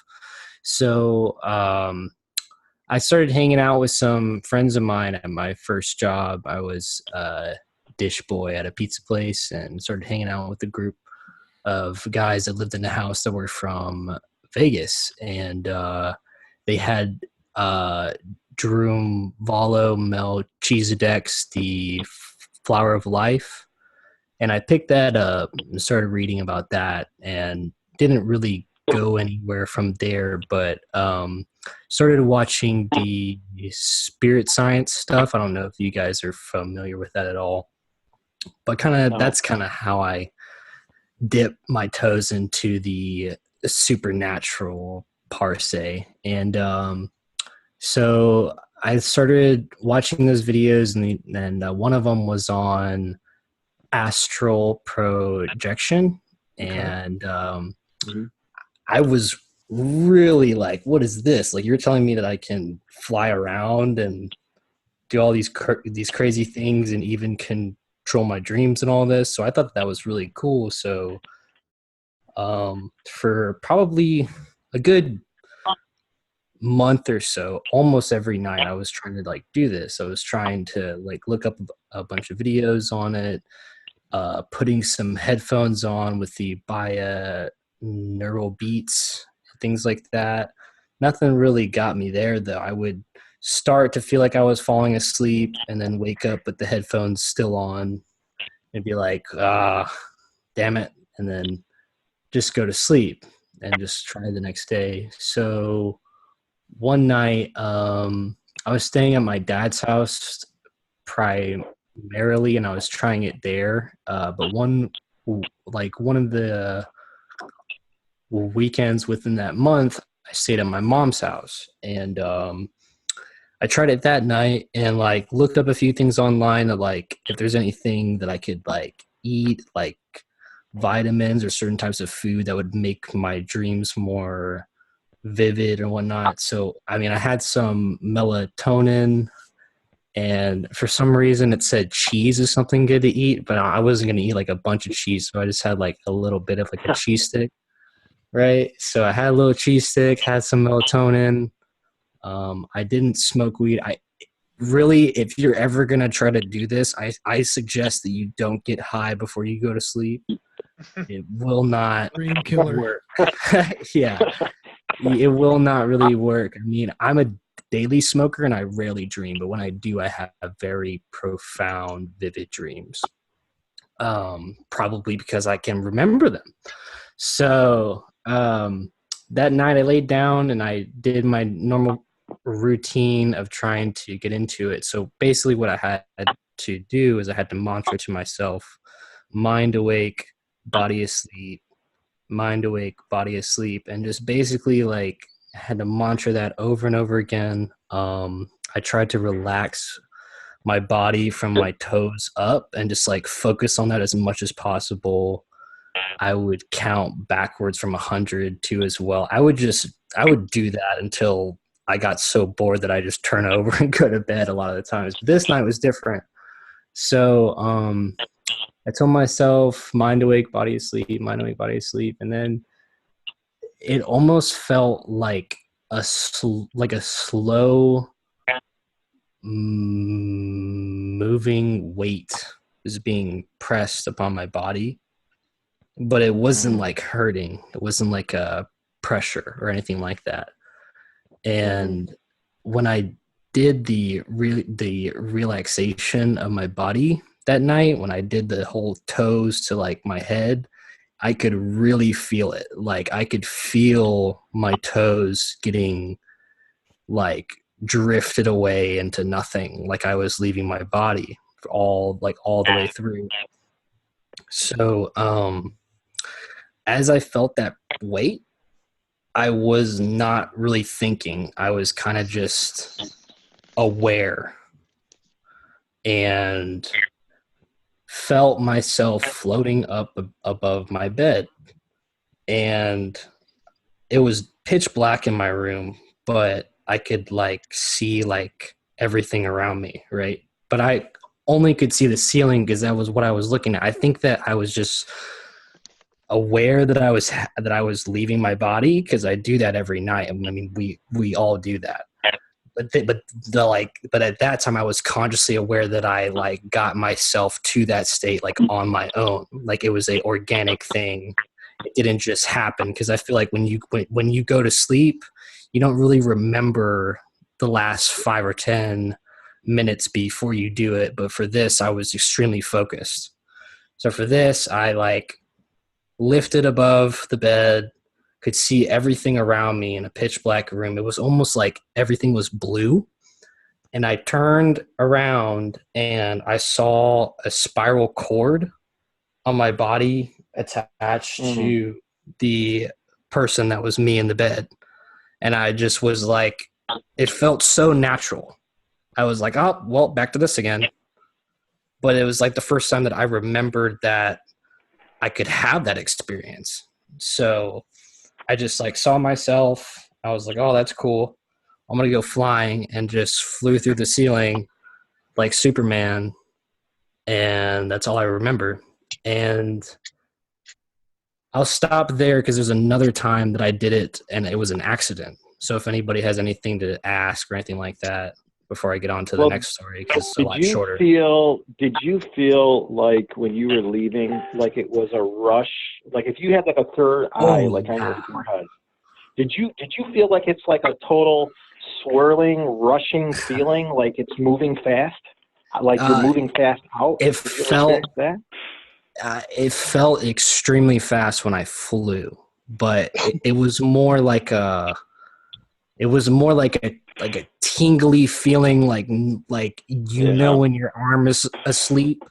It's like that, but you're not like, oh, my arm's asleep, this is making me feel weird. It's not like that. It was more like comfortable and like tingly, and like I didn't feel it that much on my third eye. I wasn't really like I wasn't aware of that kind of stuff yet. I mean, I did like pick up the Flower of Life book and like dabbled in it, but I was only 17 at the time. I was just more focused on, I want to go flying in my dream, or I want to control my dream, right? You know, so that's kind of what I was focused on. So kind of, yes, but the rush really hit me when I flew through my ceiling. That was like, I've taken a lot of psychedelics and stuff like that. And I've had a lot of crazy, like, I'm peaking. That was like the highest I've ever been when I flew through my ceiling. That was incredible. Just one last question. Did you feel like you were guiding yourself, or that you were being guided by something else, like something was assisting you? I was guiding myself completely. I was fully like this is me doing this. I don't remember anything past flying through my ceiling. That's it. That's all I remember. And woke up the next day like, whoa, like that was crazy. I was so young at the time, and I've had a lot of experiences like since then that, or you know, like I've seen UFOs or what I thought were, you know, some of that kind of stuff. But that was something that I was like, baby steps. I'm just gonna learn how to a lucid dream type thing. We just had somebody join us. Who's online? Yow! What's up, Conspirinormal? 300 shows. Congratulations. Thank you, Lord, Tim. Who is this absolute maniac I've been listening to talking about flying through a ceiling and shit? Well, it's Jonathan, dude. I met you. Yeah, you met him. I met you at the con. Yeah. Okay, I met a lot of people at the con, dude. Come on. I was the youngest one you met. Well, did you have a hat? Probably, yeah. Yeah, he's got Still has the hat. I had the hat. I have a different hat now, but I had a hat. Was it like a ball cap? I remember a dude with a hat. The ball cap. Yeah, man, I was talking to you outside for a little bit. We smoked butts outside a bunch. Yeah, all right, I remember you. Yeah, I think you told me you were like, you weren't sure about the flat Earth, and I was like, no, you don't. It's all right, dude. You don't. I didn't say I wasn't sure. I said it's just ridiculous that people even like. I don't want to get into that. Please don't hate on me. But like, this is some revisionist history, guys. He was saying all kinds of shit where he was like, I'm not still on the fence about this flat Earth thing. I'm like, no, dude. Not me. So congratulations. You got nine people on the call. Yep. I was expecting more people chatting away here. Yeah, well, I think we were up to 12 at one point. So nice. We still may get there at some point. So excellent. We were just going down the line talking about everybody's personal experiences. So Jonathan has gone. That leaves Daniel and Katie. Who wants to go? Jennifer, since you joined us, we'll do you we'll have you in a little bit. That's fine. Okay. I can go. I don't have anything really cool. Okay. Are you sure? I'm sure you do. No, I mean, something might come up later, but I can't think of anything right now, really. But I've always believed I'm not very sensitive. I don't really have experiences. My husband, on the other hand, is very sensitive, and he wishes he wasn't. But he and I went to college together, and if Sumo's still on the line, he might know of the University of Montevallo. Yeah. Like many colleges, it was haunted, and there are stories like in every building, and almost everyone you ask would have an experience to tell you about. One of my favorites is we have a university police officer who was actually chased out of the science building when she was trying to go through and lock up everything. A black shadow just chased her out. Like, nope, she noped out of there. And right across the street from that building is where my now husband and I lived with like 4 other people. And like the first day we moved in, Zach is my husband. He saw the Hat Man, actually, a Hat Man. I didn't know that was the name used for it at the time, but he saw black shadow man walk across the hall, and he had a fedora on. And things always happen there, like faucets on and off, doors opening and closing. And Zach heard laughing in his ear. Nobody would stay in there, stay there alone. And this is my short little story. It was about 1 a.m. I was staying at the house alone. I woke up to go to the bathroom. So I was awake. I woke up and went to the bathroom. Then I got back in the bed, and suddenly I heard bam, bam, bam, like on the wall over my head. And that room was at the back of the house. So I was like, if someone is messing with me, this is ridiculous. And I ran outside with my bare feet and everything, because I was going to like catch whoever was doing this to me. And of course, there was nobody there. And I was standing outside looking around in the middle of the night, and some people were walking down the sidewalk, coming home from the bar, and I just yelled at them. I was like, was that you? And they were like, what? And just kind of kept on walking, and I realized I don't think anybody did that. I don't think anyone was pranking me. How would they have known that I was the only one at the house, and that's exactly where I was sleeping? I had just woken up at that moment, you know? So I never stayed at that house alone again. As few experiences as I've had, they really do scare me. As interested as I am, they really scare me. So that's one of my favorite but little stories to tell. That's pretty scary. That is scary. That Shadow Man guy is. That's the second time that Shadow Man has been mentioned tonight, by the way. You guys weren't here we had a couple in-studio guests one of them talked about that. And the banging on the wall. Why does he wear a hat? Like, what's the deal with the hat? Nobody's asked him. I don't think the Hat Man is any one particular entity, but it is a popular form for entities to take on for some reason. Are we sure it's a hat? Are we sure it's not just his head? That's a good question. We're not sure. That's a very good question. Like a cone head, but not a cone. That Also, guy I that's met at Strange Realities wore a hat, so who knows? Oh no! Hat Man. Yeah, you could be Hat Man. Is that Katie from the Strange Realities event also? Yes, that's me. Oh, it's just like Old Home Week. Hey, thank you for the nice message you sent me on my birthday. I really appreciate it. Oh, you're welcome. Hope it was great. You're the best. Well, that's all I got, Adam and Surveil, That's all you got? Are you sure? for now, Okay. I guess. Does anybody want to add anything to that? Banging on walls. That's pretty wild. Wall bang. I had a friend of mine's mom. She told me a ton of stories. I think I told Adam and Surfiel about when there was the train wreck. I had a friend of mine that said that she saw somebody that used to work on the Tell everyone about this. Train. This is about a real famous train wreck here in Nashville. Mm-hmm. Yep. Yeah, so she basically just told me a story of when she was working out of a building that was very close to where this train wreck was. It was the train wreck of 1918, right? 18, yeah. It's called the Dutchman's Curve. Yeah, it was the biggest train wreck in the world to date. Yeah. So As far she as was loss working. of life, yeah. Mm-hmm. So she was working at a building that was very close to where it went down at, and she's seen tons of stuff within her life, and she's seen UFOs in front of her car and a bunch of other shit like that. So anyways, she seems like a normal, chick. She's just talking to me about all this, and she tells me about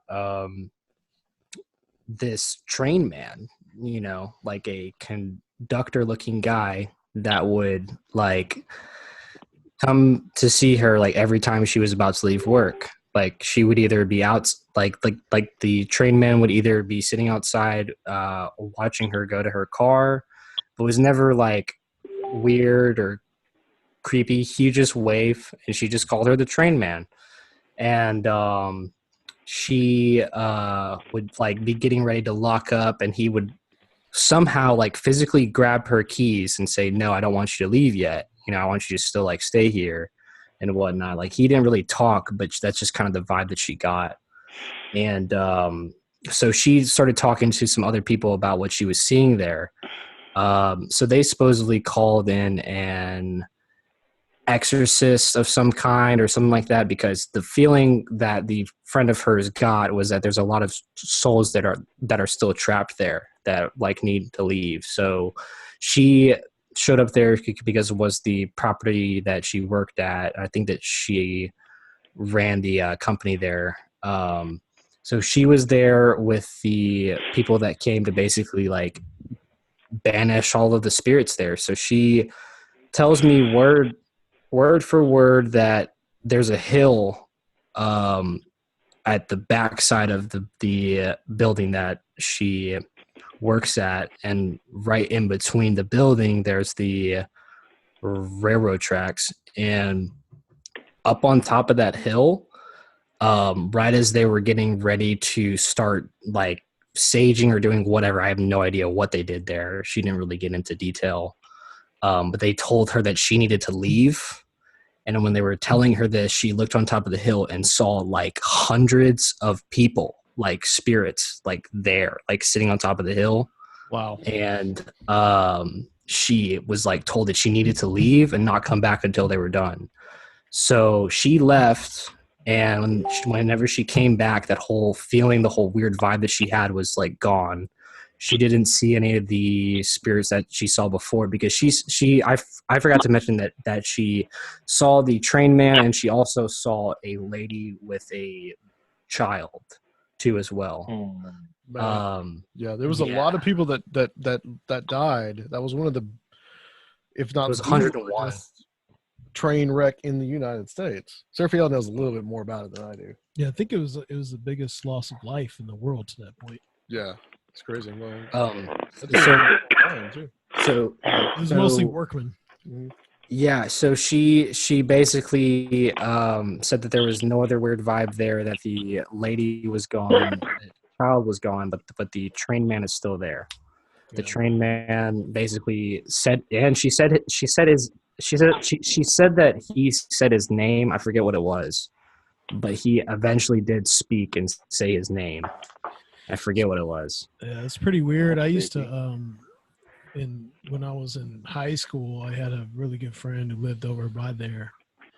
And we used to hang out. We were a bunch of crazy metalheads, and we hang out in that golf course there, McCabe, and in the middle of the night and stuff. We'd hear weird noises coming from over there, and I never even heard of the train wreck. I'd never heard of it either. And we go walking over there, and at that place, we definitely got some weird vibes. I had no idea of the history. Yeah, you need to take me over there. Yeah, she had no idea that there was a train wreck there, because she was wondering, like, she would talk to the dude and be like, what happened? Like, why are you here? And like, I forget to mention, like, every time that I tell this story, which I've only told it to maybe, 2 or 3 people, because who am I going to walk up to in my day-to-day life and start telling this to?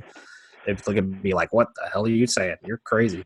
So she also told me that he said that there was a train wreck, and then she went on this whole, she went on like a Google search to figure out what he was talking about, because she had no idea that there was even a train wreck, like literally 100 feet from the building that she worked at, and that's just that story blew my mind completely. And that was only the third one that she told me, because she also told me that she had an encounter with the freaking Hat Man too as well. We should go over there, man, sometime soon. I know. Yeah, we should. We need to. Maybe we could add that. I want to see that train man. Maybe we can add that to the tour. Yeah, and you can tell everyone about the train. Yeah. Track changer. I don't know. All right. The conductor. No, he's the man who switches the tracks. Line switcher. Yeah. Lineman. Lineman. Yeah, lineman. Daniel, we want to hear some Bigfoot stories, man. Okay, I got one that's got a pretty good one. It's got some knocking going on. Uh-oh. Okay. Some wilderness guys. So, Yeah, it's really trippy. Totally freaked me out too. I was up in this canyon, backpacking by myself as usual, and it's about my third or fourth time up in this canyon, and I'd been up there before, and it was just kind of a eerie, kind of a creepy canyon. Just had some really weird vibes to it, to the point where, one time I was up there, and I was going to spend the night, and I just got hit with this instant rush of just absolute panic and fear, and it was like somebody hit me with a thought blast. You need to leave, and I left. I left. I got out of there as fast as possible, but I didn't let that stop me. So I backpacked up in there, and this is up in a wilderness area. There ain't no people up there. And when I go alone, I am alone. And I got this really cool spot, and there's a nice little spring. I figured might see some critters here and then there. And I'm just settling in. I got a really nice campfire going, and I'm just chilling, just relaxing, getting ready to turn in for the night. And I'm in a steep mountain canyon, but there's game trails. And I hear this kind of snap like an animal stepping on a tree branch. It's pretty unusual. They don't usually do that. And then it comes again, snap, thump, thump, thump, snap. And I thought, oh God, I got a moose coming in on me. This is big. Whatever's coming at me is huge. And so I climb up out of my sleep bag, and I'm throwing wood on the fire as fast as I can, and I grab my light. I got a really good flashlight. There's a game trail right near me, and I'm lighting up the sides of this canyon. I'm looking. I was sure it was a moose. Seemed reasonable. Sounded really big, and there's nothing there. Nothing at all. It made me kind of scratch my head and wonder. Nothing to be seen, and yet I know I heard something big coming down the side of that mountain. And so I throw some more wood on the fire, and I'm just sitting there. I'm a little bit freaked out at this point, wondering what's going on. And then the tapping starts, and it's the sound, and it wasn't a wood knock, but it's that sound you get when you take a good stout oak stick and smack it on a boulder, just clack, clack, clack. And then I hear it from upstream, up in the canyon further. Clack, clack, clack. It's like this call and response thing of tapping back and forth. These guys are talking to each other. At which point, I was throwing as much wood on that fire as I could. I'm looking around. I can't see anything. And this goes on for, 30, 40 minutes of them just tapping back and forth. Never did get my eyeballs on them that particular time, but they stopped eventually. I guess they figured that I was scared enough and I wasn't going to leave.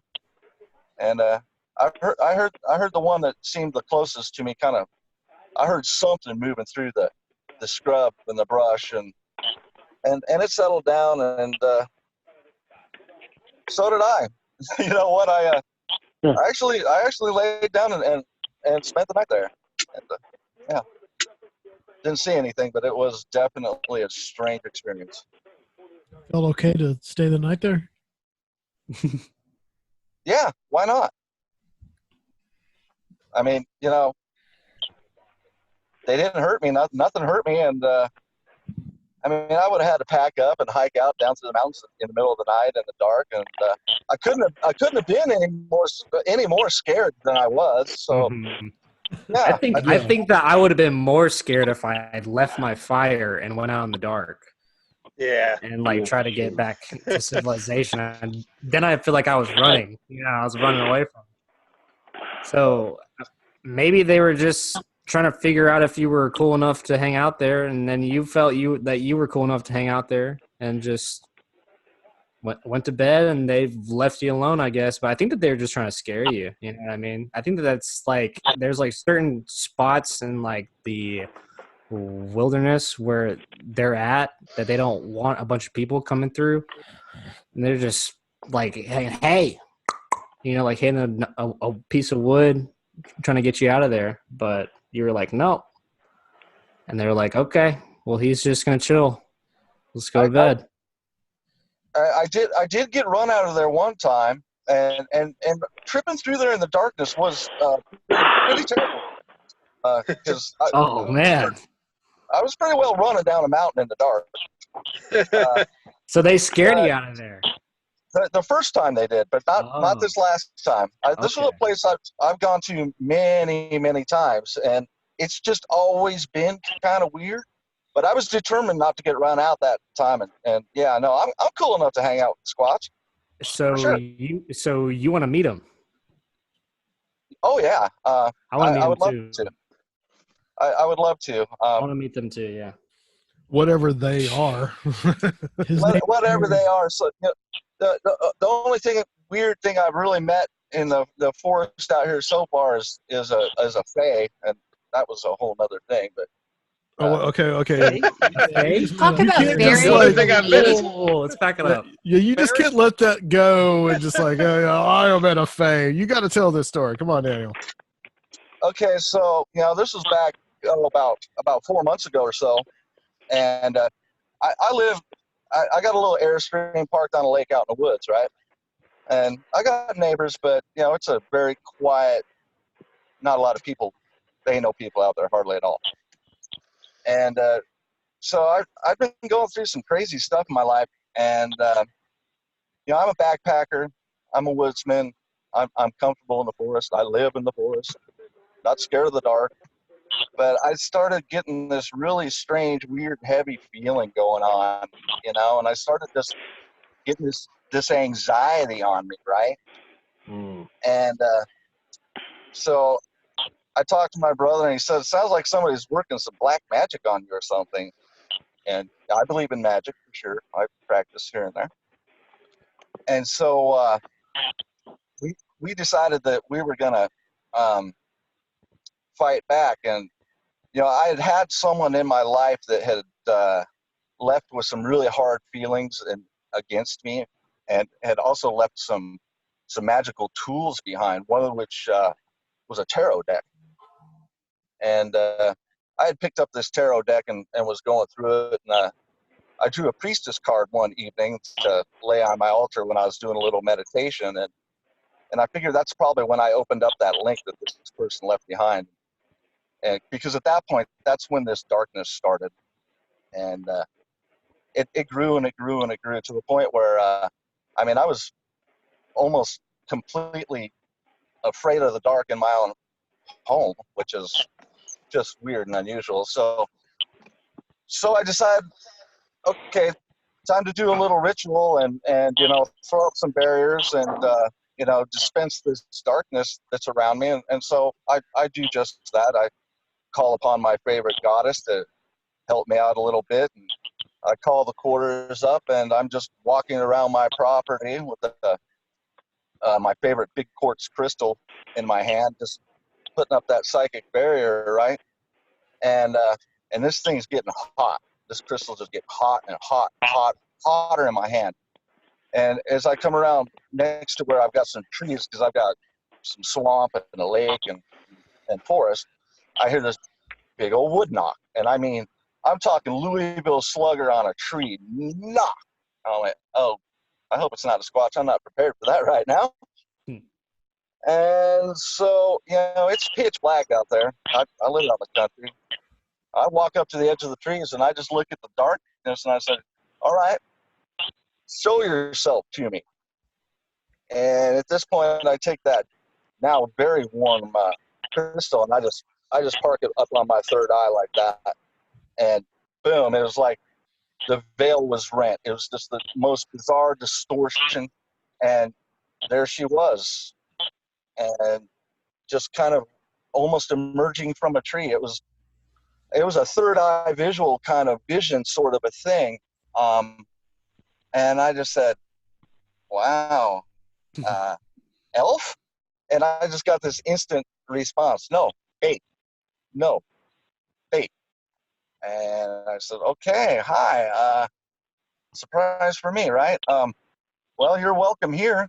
And you know, she hangs around a little bit playful now and then, tends to run off with things like lights and such. We were hanging some lights up, my brother and I, and they disappeared for about 4 days before they just kind of reappeared.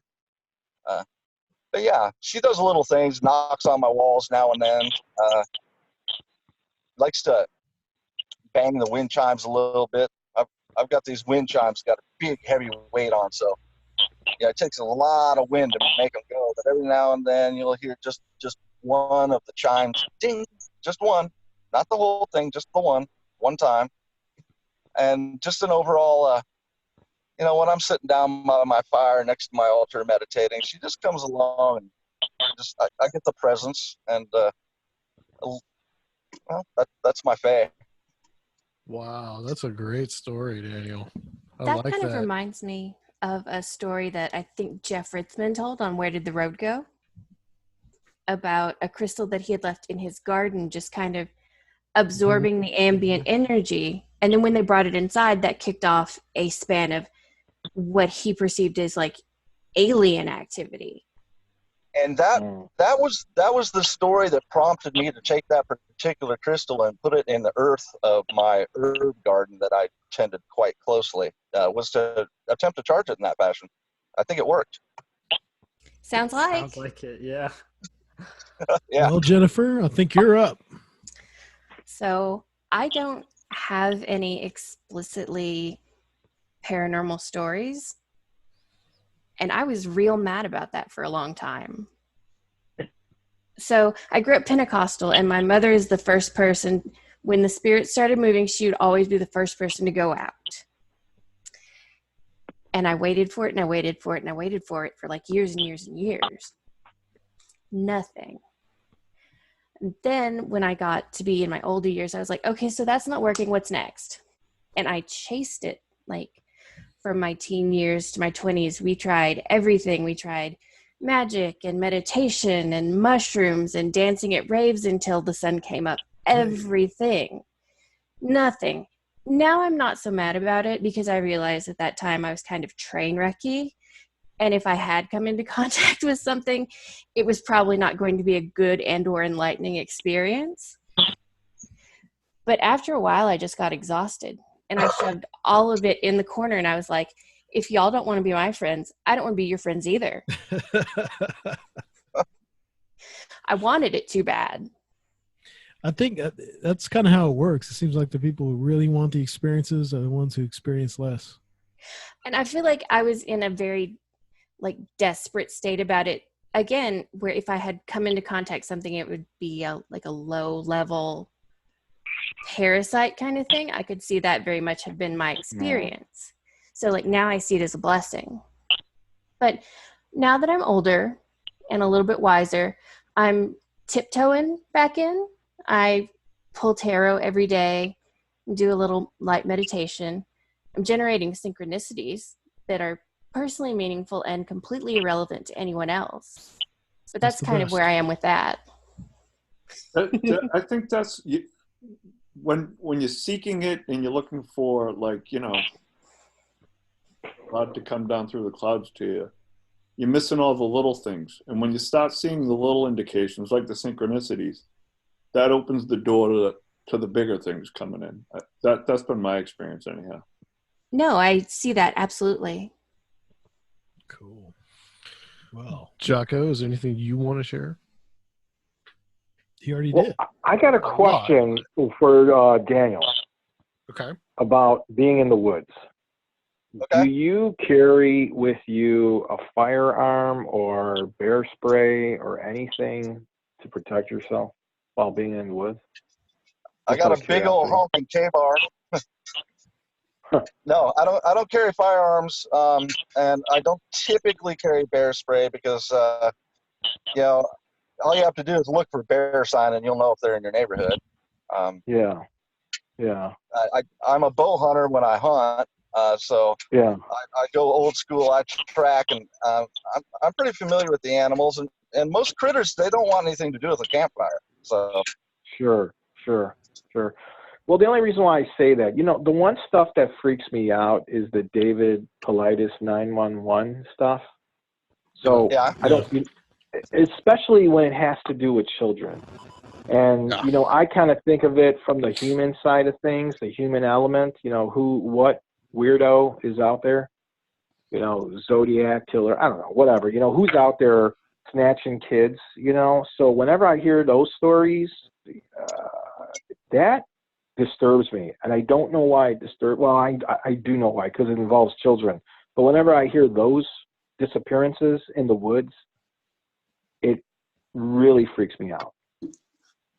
I mean, I'm not afraid of the woods, but just, to hear those stories where a kid was there just right behind somebody, people walk a couple paces ahead. Next thing you know, they look back and it's like, where the hell did the kid go? And then he's gone or she's gone.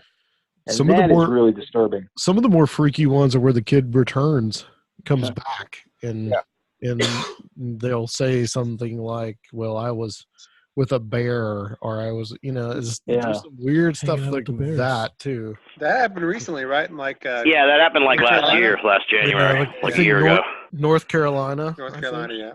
Yeah.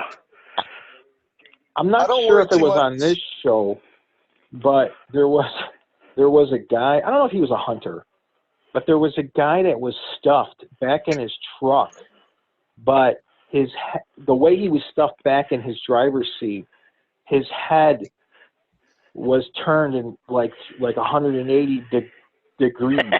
So no, he wasn't like situated back on his back, he wasn't like sitting on his back. He was sitting on his front side and his head was turned such a way. I don't know if it was on this show that I heard that or on maybe on a YouTube thing, but this guy was stuck back in his truck. Oh man, it was, I want to say maybe it was one of those David Paulides videos or something. There was the one where the guy got like stuffed into a tree and he was all like mangled up and it's like some Evil Dead shit. One last person with personal experiences. Tim, you got anything for us? I got nothing. I don't have any personal experiences. Are you serious? Come on. For real. I really don't have any do you want any worthy of note. What's that? Do you want it too much for it to happen, you think?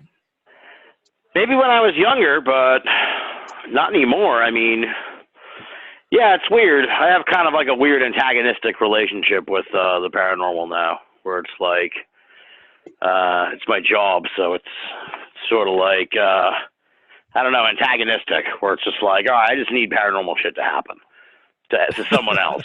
I don't care if it happens, it's probably better if it doesn't happen to me, because then I might get too invested in all this. I'd like to see a Bigfoot.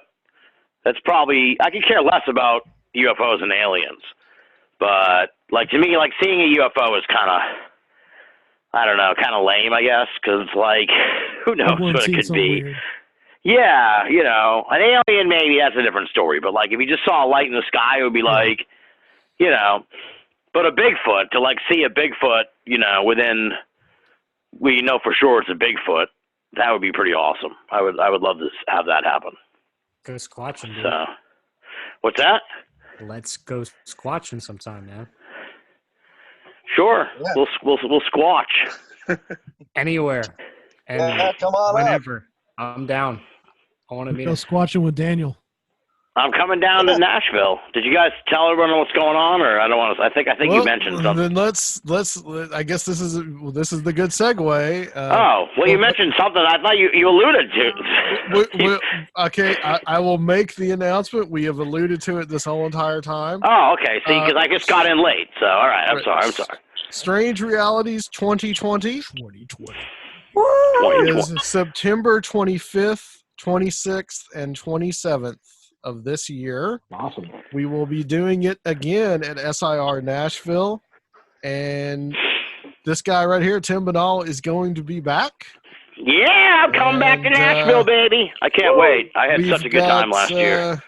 Aaron Goulias, I just added him yesterday. He's going to be there from the Saucer Life podcast. Timothy Renner from Strange Familiars is going to be there again. He's going to be back. Guy Malone will be returning as well. And we, Jerry, who you guys were just talking to, he's going to be speaking. Oh, I missed Jerry? You missed Yeah, Jerry. you missed I'm so Jerry. sorry. Oh, I don't no. know how you guys want to. I know you guys. I mean, you're going to be rooming together, so you know. Oh, Christ. We're gonna put you on bunks. We've also got Dr. Future, who was there last year. He's going to be Love speaking this Dr. time. Future. Will Finally his book forced be him to out yet? What the book Yes. will will Yes. be out. He's toiling away on getting it out. Also, Brent Rains is going to be presenting. John Keel. He is going to be there. John Keel. And last but definitely not least, we have Alan Greenfield. Nice. Hellier, Nice. you know who Alan Greenfield is. The Oh, yeah. mastermind, the prankster And himself. the presentation is going to be on The Secret Chiefs of the Third Order. I don't know what that means. Secret but, Chiefs you of know, the Third Order. it is what it is. And we're trying to, and we're probably going to add probably one or two more people to this. So it's going to be totally different this year.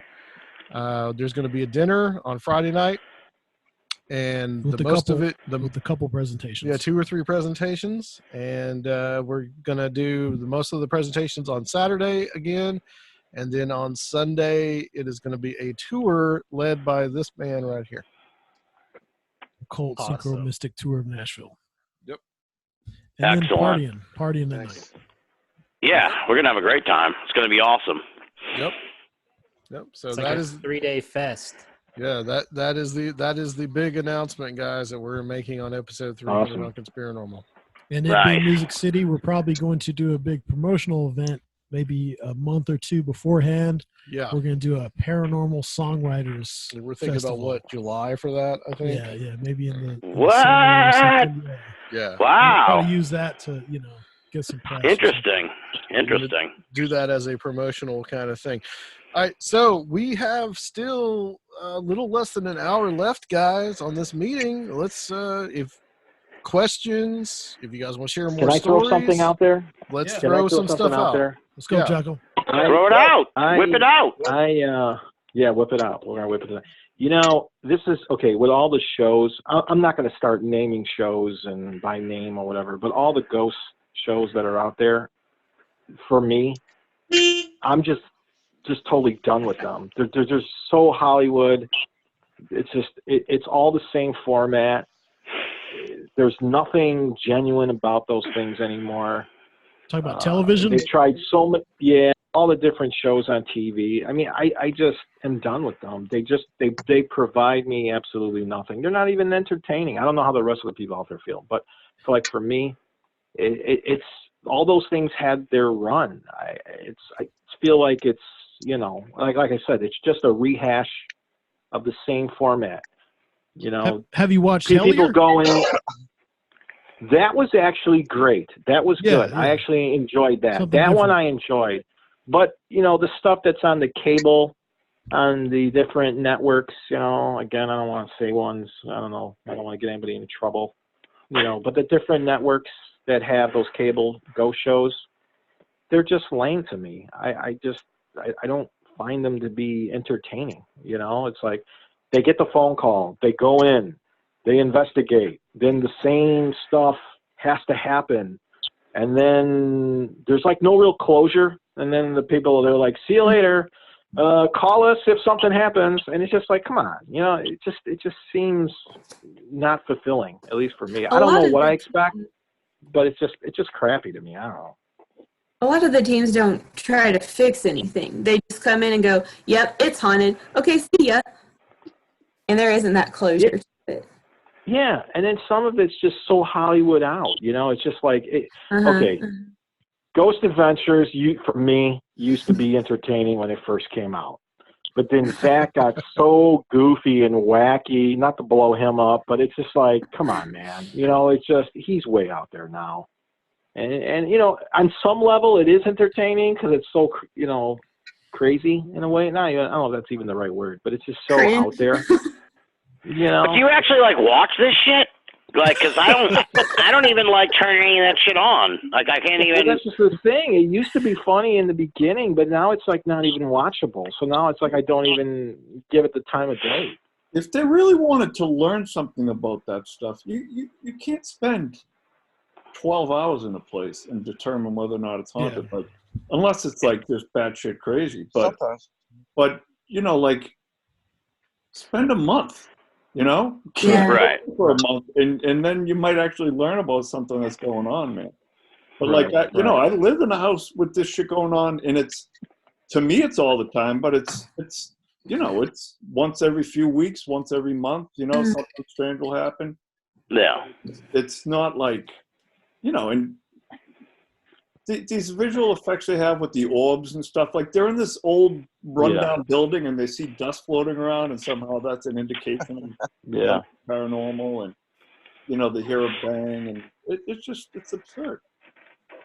The only thing I felt that was really messed up was the Constantinos, Debbie and Mark. They were going out there, they're doing all that EVPs, and then their whole personal life got really weird. I'm not saying it's like tied in, but there's all this jealousy and affairs going on, and Mark flipped out, and I think he killed Debbie or something. I don't know. And then he took his own life. That to me is kind of stranger than fiction. You know what I'm kind of saying? It's just like weird. It's just like, okay, yeah, they're messed up to begin with, or what they dabbled into caused this whole thing to unfold. It's like, is there an association, or it's just that's the whole pattern is people get involved with the various things. Oh, sorry. No, go ahead. People get involved and then their lives fall apart if they don't balance it out. You see it in ufology, such as it is and was. You saw it all the time in the contactee era. People would have one experience, report to have one experience, and then their lives just went banana pants. Yeah. Right. Exactly. When you don't ask for it, it's one thing. Like with the experiences or the contactees and stuff.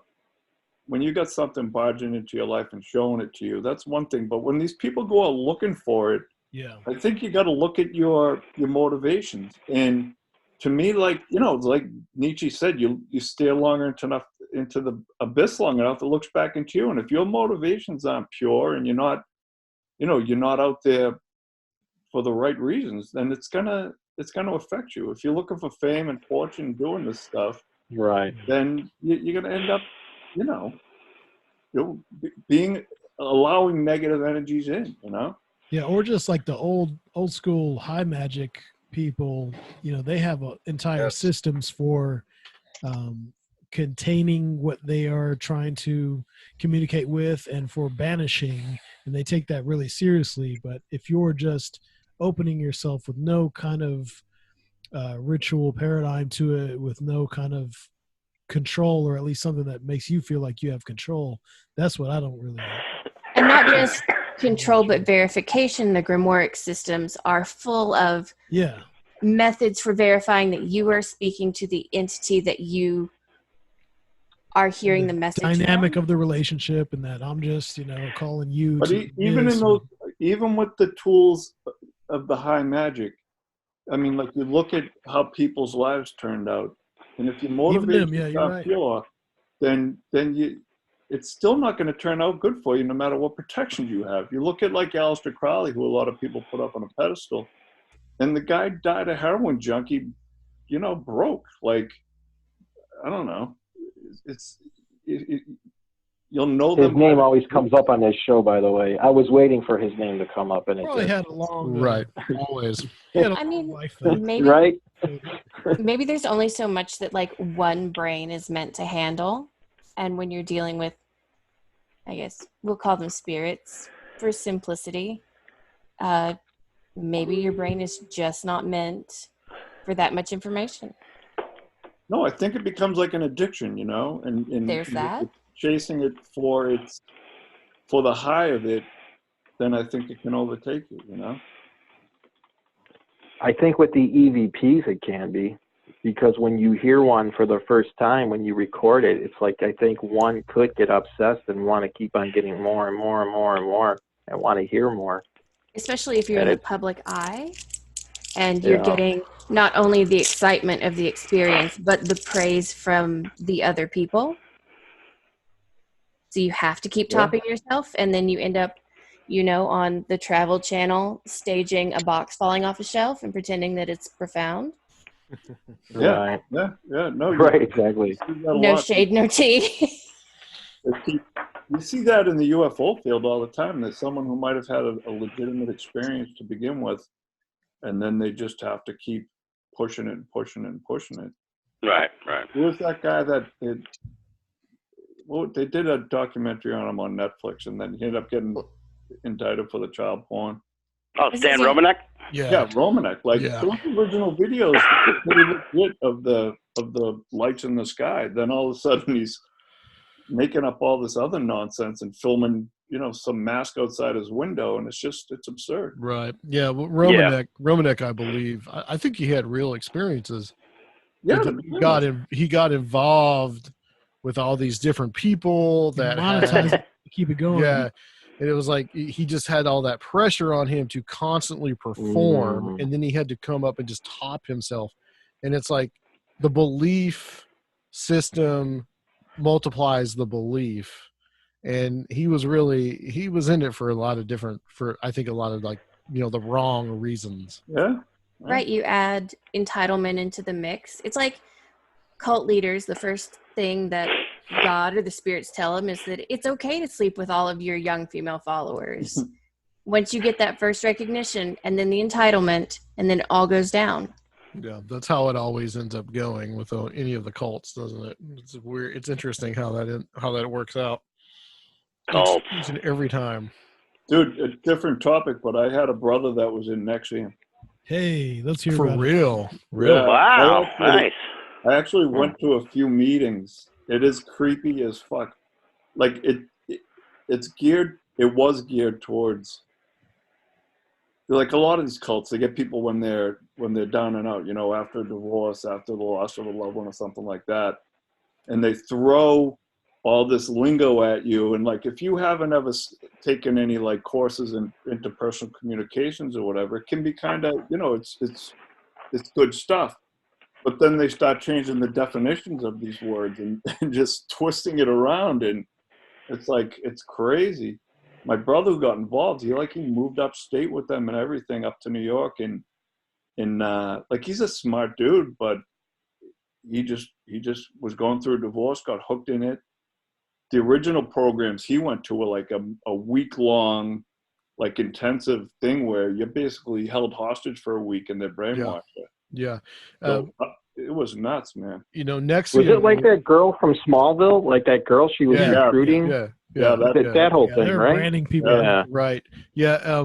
What was it? Allison something. The thing about NXIVM was that it was very much built on this multi-level marketing system that we've talked about on the show. I've had Alex Simchuk. He talked about the slave circle, talking about whatever company he was in. But NXIVM acted in the exact same fashion, whereas like you just recruited people, and if you were at the top, you got the most favors, you got all this. No, the guy who founded it, Bernier, he was indicted by like 30 states for fraud because he had started some consumer product thing that was just a pyramid scheme. Yeah. And then he started this program, and when it was originally marketed, when I went to classes, it was called ESP, Executive Success Program. Right. It was supposed to be like a business model. Well, it's interesting how those two concepts, the cult and the multi-level marketing, mirror each other, because you've got, we talked to Naomi here that lives here in Nashville, that we talked to her about the cult that she was in, the Christian cult in Connecticut, the King's Chapel. And after she got out, she had one of her interviews where one of the ladies that talked about how she was in it, for some reason, the Christian cult started doing this whole like multi-level marketing scheme where because it was they had just slave like labor. Right. And it's just like the two mirror each other, and one picks up on the other. Mm-hmm. And the NXIVM stuff is just crazy with like the branding. Yeah, I mean, I didn't realize how bad it was until I watched a documentary about it, and You know, we're not talking about like, it's bad enough if you've got a brand and you just stick somebody with it like you do a cow. What they were doing to these women was they were taking a soldering iron and they were literally writing it into their flesh. It took 45 minutes for this thing, for it to be written in. I mean, that is unbelievable.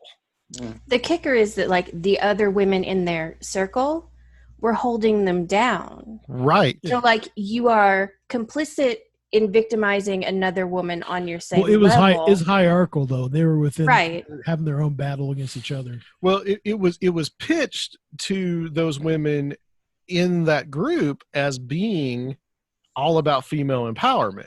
And so this was this whole idea of just like, if you can get through this, it was it was this weird hazing ritual. If you can get through this, you're strong. You're a strong woman. But what they ended up with was Steve Ranieri and the other girl from Smallville's initials on their body. That's what happened. So they got and that branded. ironically wraps it back to MLMs, because a lot of MLMs trap women who are in these financially pressed situations. They're single moms, or they're in cultures or religious situations where it's frowned on for women to work outside the home. And they say, you can be your own boss, babe. And then you owe your soul to the company store, basically. You're taking out credit cards that your spouse doesn't know about, or financing product that you're never going to sell in the name of being independent. Yeah. Yep. I don't know why this is the case, but I was talking to my friend Mark, and we were just shooting the crap, and he started talking about sex clubs here in Chicago, like parties on the weekend. And I said, he goes, well, you know, out here in Algonquin, Crystal Lake, Lake in the Hills, and they're all within the same radius of each other. He goes, there's a bunch of sex parties that go on the weekend. And I said, get the hell out of here. And he goes, no. He goes, it's a very common thing on Friday, Saturday night. And he goes, dude, he goes, he goes, it's, and I said, well, I go, what are the age groups? He goes, well, there's married couples, and they're from basically their 30s upwards, maybe 60, but it's within that. And, you know, he told me the story, and I thought it was wild. You know, he said I was just running rapid, all within 20 miles of each other, all within these connecting suburbs here in Chicago. So I talked to my cousin, because he lives in one of these suburbs, and I said to him, I said, hey, I go, my buddy Mark, I go, Vince, I go, is this true? And my cousin's like, yeah. He goes, you know, the guy down the block, you know, he throws parties, and they turn into these wild sex parties, and, you know, swapping spouses and everything. And I go, get out of here. And he goes, no. He goes, it is true. It's running rapid. Now, it's not like what you guys had mentioned, where all these, you know, different, I don't know, what do you call it, marketing things or whatever. But I just find it kind of strange how within a pocket, it's just, you have this going on. And I say to myself, why is it going on within this radius? I don't is know. it just one builds off of each other? It's going everywhere. Yeah. I mean, I like how you say like it's running rampant. It. Like are these like legal sex parties? They're just really kinky fucking yuppies, right? I think this is all over America. Well, I would say that the community is what it is. It's let's not kink shame here on the 300th episode. I mean, it's not like poor areas of Chicago, right? So it's like affluent suburbs, you know, people upper middle class, people that have $300,000-$400,000 homes, you know, so people they throw with more these parties. leisure time have more time to be bored. Yeah, exactly. Anyway, multi-level marketing schemes. Yeah, those are crazy. I knew a guy. His wife was big time into it. I don't want to say too much because I won't out her, but she's like a minor celebrity. And like really minor, like a D-level celebrity, but like a celebrity in her community, you know, an A-lister in her, you know, niche. But anyway, she was sort of like a face for some fucking marketing scheme multi-level marketing thing, and they like the whole shtick was like that she would go and talk at their big event and get paid a shitload of money, and she would talk about how, oh, you know, we make all this money from the thing. It's like, lady, you make the money from going and doing the speeches. Like you don't actually sell this shit. You just go and say oh, this has been a life-changing thing. Of course it's a life-changing thing for you. They pay you a shitload of money to How many of those inspirational speakers have ever actually made a buck off of a business or off an actual idea? They just make a buck off of telling you about how you can do it. Yeah, exactly. Yeah. Right. Crazy stuff. That's the entire they just point. pump you up. Yeah, that's a lot of that new thought stuff. A lot of those guys aren't necessarily successful people in life. They're just successful at telling you how you can be successful. Did you ever listen to The Dream? No, what's The that? Dream? The Dream. Dusty Rhodes? Is that like The Secret? You mean like The Secret? That No, video? I had Like The mentioned in a Secret? comment after y'all had done the podcast with the Slave Circle fellow. There's a podcast called The Dream. It's in its second season now. Now they're talking about wellness as an industry, but their first was about MLMs. Okay, cool. And they went real deep into the history of how New Thought and MLMs and conservative American politics, especially evangelical Protestant politics, all kind of converged in this tangle in the 20s. Yep. Yeah. And right. That's that Doc Future shit. Right. Yep. Here we are, 100 years later. Yeah. This there's Lord, won't you buy me a Mercedes Benz? Yeah. Well, there's a direct link to a lot of this stuff. Norman Vincent Peale is probably one of the most direct links. And of course, the DeVosses, who Yeah, have been and deep in Republican politics since Reagan. If you've watched the documentary about the family, you know that a lot of New Thought concepts have seeped into all that, into that whole milieu. Not to bring up the T word, but wasn't Trump's pastor? Yeah. Norman Vincent Peale. I was trying hard to avoid it, but yeah, you are correct, and that is, a lot of people. I've had people say that that tell me that I'm wrong about that, but it's true, and I think that I think Trump is probably the most New Thought ideal, if you really think about it, because that is the ideal of New Thought, the successful man. And on the other side, there's Marianne Williamson. I don't even know if she's even still running, but she comes from that. No, she dropped out. The more New Age kind of side of the New Thought movement, although the secret stuff. I'm pretty skeptical about things, and it's pretty easy to disparage a lot of this stuff. But in all fairness, to me, I don't think you necessarily have to separate spirituality from what you want in life. I don't think those have to be opposed, and I don't think even a certain amount of wanting some material comfort has to be anti-spiritual. And if you believe in spiritual things, why couldn't that help you? But it's definitely taken to excess. I think when New Thought, and there's still active New Thought out there, finally figures out how to deal with the fact that sometimes bad things happen to people, even though they do everything right. Yeah. They might be onto something, but at this point, it just devolves into this big game of victim blaming. Well, that's what Mitch Horowitz is really working on right now. He's probably one of the leaders in trying to really revive it and keep it going. He's dealing with, he's really trying to stress that we're subject to all kinds of laws of both the physical and spiritual universe, and that you can't always victim blame. I think that he's we have also limitations. I think he's also trying to bring back those concepts back into their roots, into the occult. Yeah. And into a politically progressive past of New Thought, spiritualism, all these things. Before, what happened also, it's like big business really took over evangelical Christianity, and big business really took over New Thought. Yeah.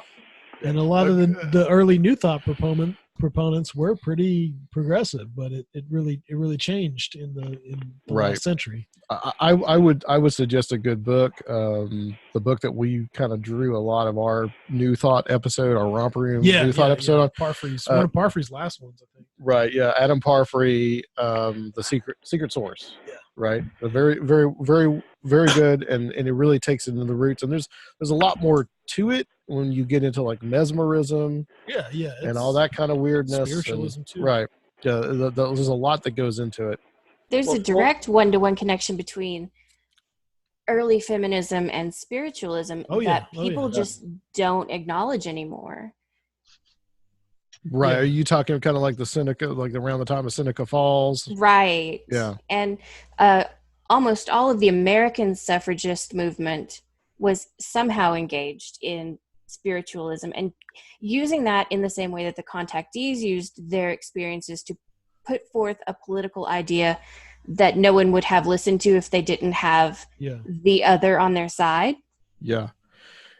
It all kind of you're right, Jennifer, because it all kind of takes place in the same area, right? Upstate New York. The Fox sisters is where it starts. Spiritualism starts, and Seneca Falls is right there. And the clergy is almost all male back then. So these are the first, leadership positions and spiritual leadership positions that women had in America.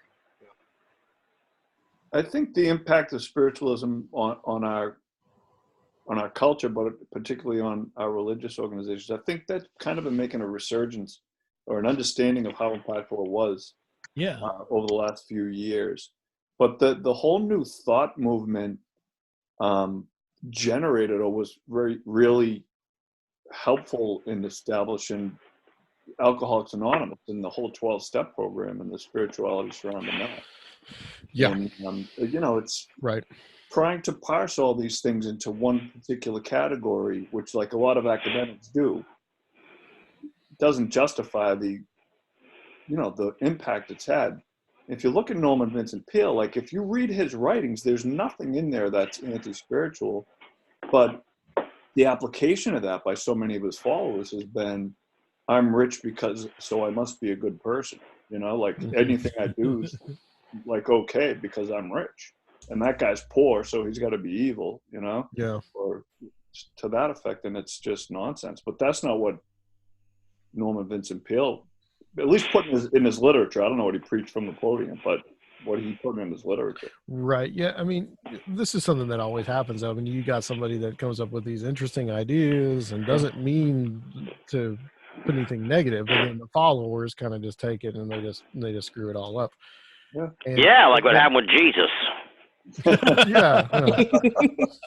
Well, I mean, we could just go back 2,000 years, Tim, and I'm sure we can.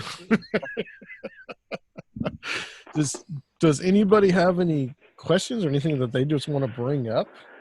Okay, we talked about the guy getting stuffed into his car. Would you rather die like in a horrifyingly, would you rather die like, let's just say, in a unique and memorable way, murdered or fucking, run over by a dump truck or something, or like peacefully in your sleep? With my boots on. With my boots Peaceful on. in my sleep, if you ask me. But. There you go. There you go. Either way, as long as I don't see it coming. Yeah, I always thought it would be kind of neat to be murdered. Like someone cares that much, like you've elicited that much passion in someone that they murder you, or that they hire someone to murder you. It's like, Jesus, like I don't want to fall victim to a serial killer, but only to be murdered by Robert Durst, right, Tim? Robert, yeah, dude. Yeah, for sure. For sure. If you get yourself murdered, I will do a long form investigative pod about it. That would be awesome. Yeah. Who killed Tim? I will tell you, when I was living in Chicago, I was living in a collar town called Norwich, and it was close to Des Plaines. But at the time in the 70s, guys were missing, and I remember the Chicago PD coming to our school saying, watch out for stranger danger, and that was, what they were calling it. And Gacy lived blocks away from our house. Oh, Jesus. And oh, damn. My dad actually hired Gacy's brother to pour our driveway because his brother was a great concrete man. Wow. Because Gacy was a contractor, but then his brother poured cement. So my mom, I remember she got upset at my dad because she's just like, because it was after the fact, like my dad didn't know, but my mom's like, why did you hire Gacy's brother to pour our driveway. My dad's like, how the fuck do I know who the hell this guy is? You know, he Right. gave us a great quote, and he did a great job, and he poured our driveway. But no, that whole thing, the way it went down. Was this And after then, the murders? After Gacy? well, no, it was like during, but you know, it's like Okay. you didn't know that, you know, there was a connection between Gacy, you know, his brother, and I mean, you just didn't know who Gacy was. Just this guy, his like brother was just Yeah. that guy. Right. He was You off know, murdering but- people. They hadn't figured it out yet. Yeah. Yeah, they haven't figured it out. But kind of weird to the story, I was at the Riverboat Casino in Elgin, which is another suburb of Chicago. There was a judge next to me, and we just started talking. And this guy acted like I should have known who he was. And he goes, yeah, he goes, I'm a Cook County judge. And I'm like, oh. And he goes, you know Gacy? I go, yeah. He goes, I was the judge that presided over the case. Over that thing. And I was just like, get out of here. So it's kind of weird, you know, you're playing like craps, and the guy next to you is I mean, this is like in the 90s, so this is like much years later, but it's just kind of cool. You never know who you might bump into, you know, during the course of your whole life, you know. It's just kind of strange how things kind of cross their path, you know. So I just felt it was kind of, you know, unique to my situation. I'm like, wow, I got to meet, you know, the judge that presided over the Gacy case, you know. Did you tell him about your driveway? No, I didn't. I did not. I did not mention that to him. But his brother did one hell of a job. He really put a nice. He really finished it nice. But one of the most. No, it's just.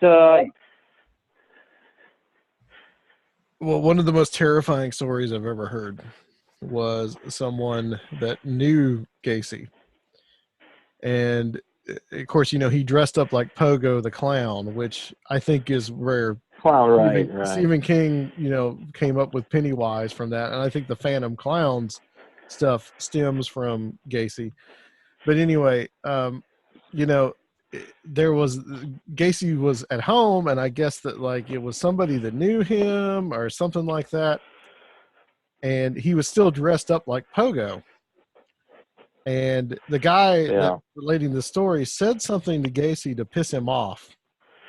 And he said Gacy here in like full clown makeup and full clown costume just sat there and just like started growling at him like he was just gonna like destroy him. And I'm just like, if you've ever seen pictures of Gacy as Pogo, that would be absolutely horrifying. Yeah. That would be scary as shit. Yeah. But yeah, it was that was a bizarre time. You ever look into there's all theories that he didn't act alone and Yeah. I think there's some theories that the brother was in on it, actually. If you look it up, I'm pretty sure that he's yeah, I know, dude. You better do like one of those body scans over that driveway. There's probably like fucking... It's kind of like a rebarb, you know, like some bones in a rebarb, you know. Victims and shit in there.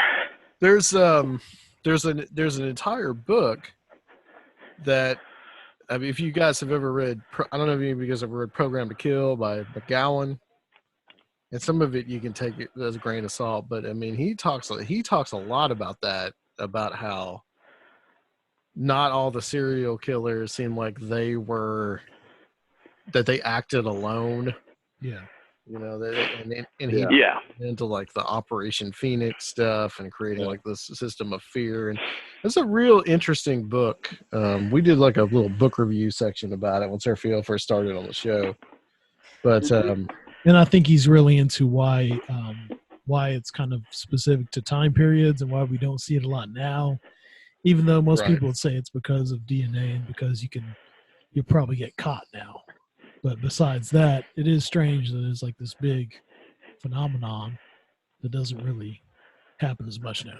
Well, the theory I've heard is that the internet's helped a lot because, you know, a lot of these people were like sexually kind of bent out of shape.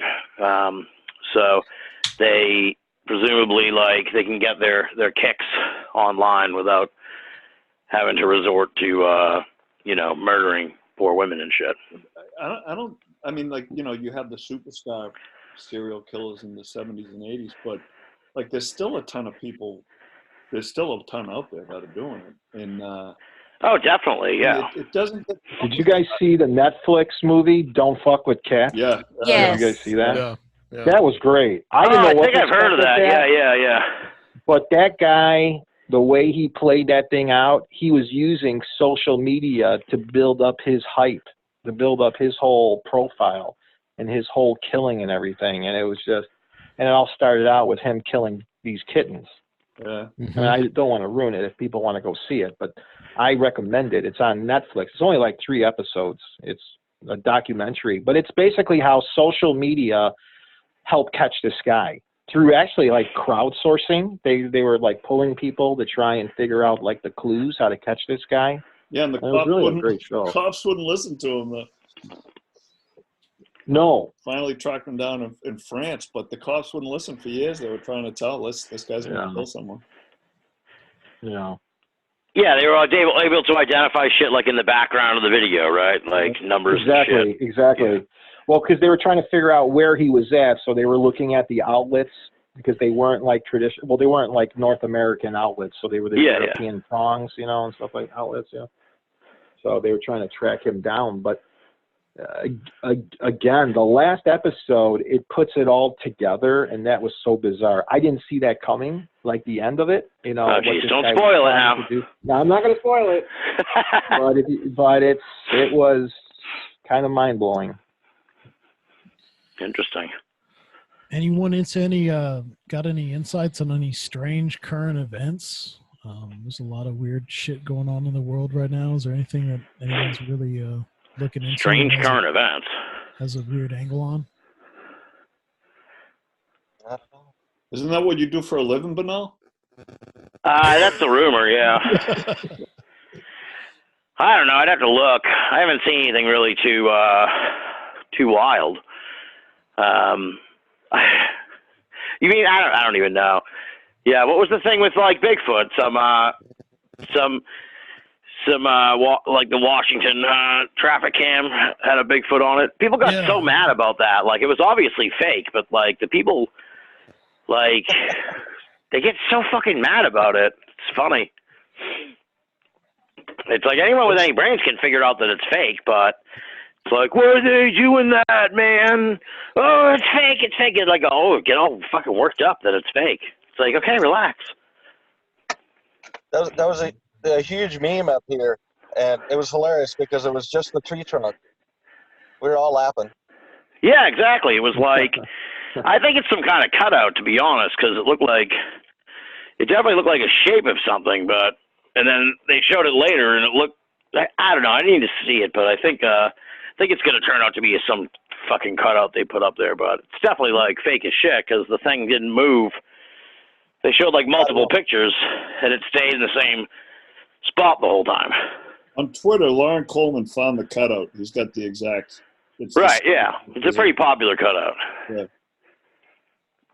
I kind of got a kick how the Space Force logo looked like the Star Trek logo, but then I come to find out that's like NASA or something. I was like, it came kind of full circle or something. Yeah, I was gonna say, when you were telling that story, yeah, that's what I found out too. That first everyone was like, "Oh, you stole this from Star Trek," and then it was like, "Oh no, actually, the Star Trek stole it from NASA." NASA, right? Exactly. Yeah. It's like, well, who knew? Yeah. So. It was one big giant ripoff after another. But, you know, the one interesting thing I heard about Space Force is now that the government can jam all the budgets for all the dark projects into the Space Force. I don't know. You know, it's kind of one train of thought. Now they don't have to bury it into any other budget. They can just throw it into the Space Force budget. Yeah. Yeah, and Bosley's, I think, Walter Bosley's been pretty open about saying that he thinks all the kind of, all the breakaway civilization stuff is going to be really hard to talk about now, and that, you know, all these kind of black budget projects are just all going to be wrapped up under that, and we're just going to be even more in the dark. I mean, Makes it's kind of sense. stupid in a certain way. I'm like, why the fuck do we need Space Force? I mean, it's like to defend our satellites. That's I mean, we don't have warp excuse. drive capability. Yeah. Why can't the Air Force take care of it? Well, really? I mean, come on. You know what's interesting about Because that? it costs more than the Air Force stuff. They got to account Yeah. for all this shit. You know, they can't do these $100 pencils in the Pentagon budget forever. Well, I've been saying for a while, and especially I've been saying it to Chris Wolford for a while, that all this TTSA stuff has all been a big way of just, we're trying to militarize space, and I think that's a lot of it. They're all CIA guys. They're all black budget guys themselves, and they're gonna come out. They're a danger. They're a danger. They're gonna come out with some jimmied up video sometime in the next year or two, saying they attacked this car or they blew up this ship or something, and it's gonna just be billions of more dollars we pissed on the hole to these private corporations and never see anything in return. Yep. So what did y'all think about that article this year that came out from The Intercept where the Pentagon is like, Louis Elizondo? No, we don't know her. Did they say that we don't know her? No, it's a meme. It's Mariah Carey. Okay, I got you. Was asked about another female musician. She's like, I don't know her. Right. But yeah, they were saying, yeah. I feel so out of touch, Adam. It's a 15-year-old meme, guys. What's a meme? Someone's gonna meme you, Tim. Right. Yeah. I've been memed, dude. I have that Ric Flair meme. Oh shit. Of me in the Ric Flair robe. I don't know. I mean, I don't know what to make of that TTSA thing, Jennifer. It's just too confusing now. I've kind of lost interest in it because it's too. Right. It's very bogged down in like statements from the Pentagon and paperwork from Lou Elizondo and I was a cook on the ship, so here's what I saw. It's like this. This doesn't really interest me anymore. Like, Lou I've heard enough of Elizondo this gives Tic me Tac thing, man. Hardcore carny vibes is what Lou Elizondo gives me. Carny vibes. I'm relatable. Call me Lou. I'm not an instrument of the military industrial complex. I'm a guy in a Tommy Bahama shirt. Please relate with me. Well, that's why they brought out DeLong at first, and he turned out to be a complete moron. So that's because you go on Joe Rogan and you're higher than Joe Rogan. I know. and you're promoting obviously fake UFO videos to begin with. Yeah, and you're constantly sniffing, so there's something going on there. I didn't watch the interview. Was he sniffing? Oh, he was sniffing. I mean, I would love to have him on the show if he wants to come on, but I seriously doubt he could come on anybody's show. I don't think they're letting him on anyone anymore. Yeah, that's true. He's only going to come on the bigger ones, but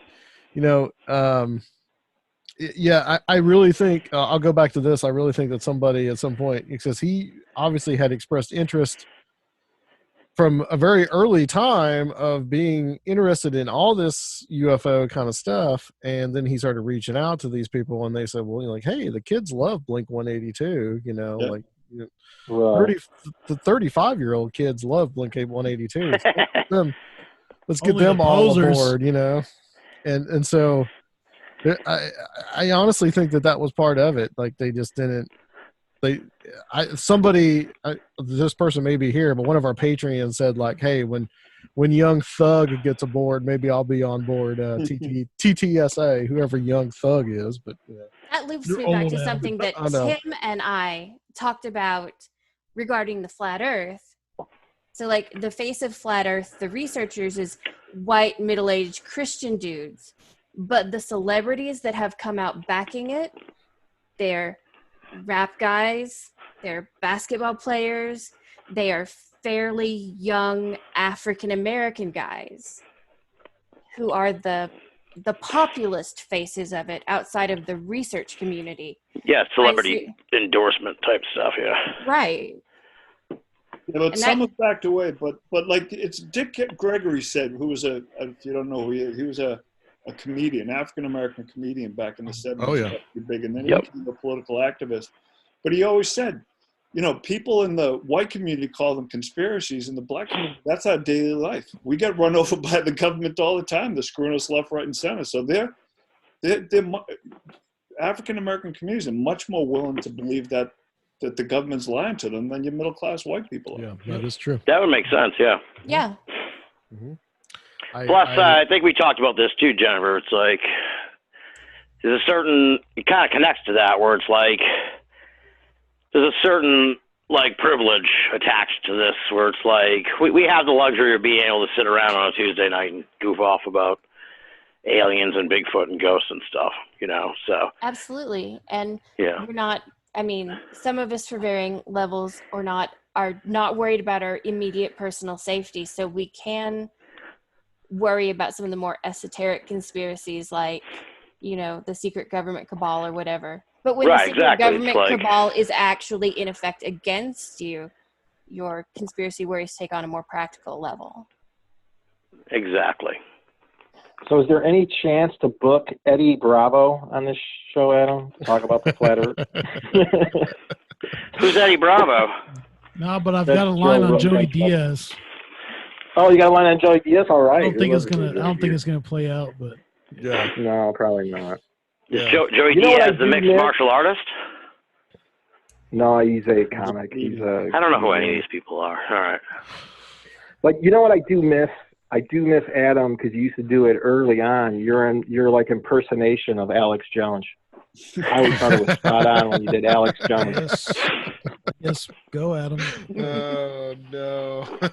Come on, you got you, Adam. It's episode 300. You gotta bust out. You gotta do all the fan service. Close out the show with like an Alex Jones. I will tell you, I'll tell you, Micah Hanks was always way better at it, but I will give it a shot. You know, like the coronavirus has obviously been let out of a lab in China, and the Illuminati and the Trilateral Commission are coming to get us, and they're coming soon, and it's really gonna mess everything up. And I just can't I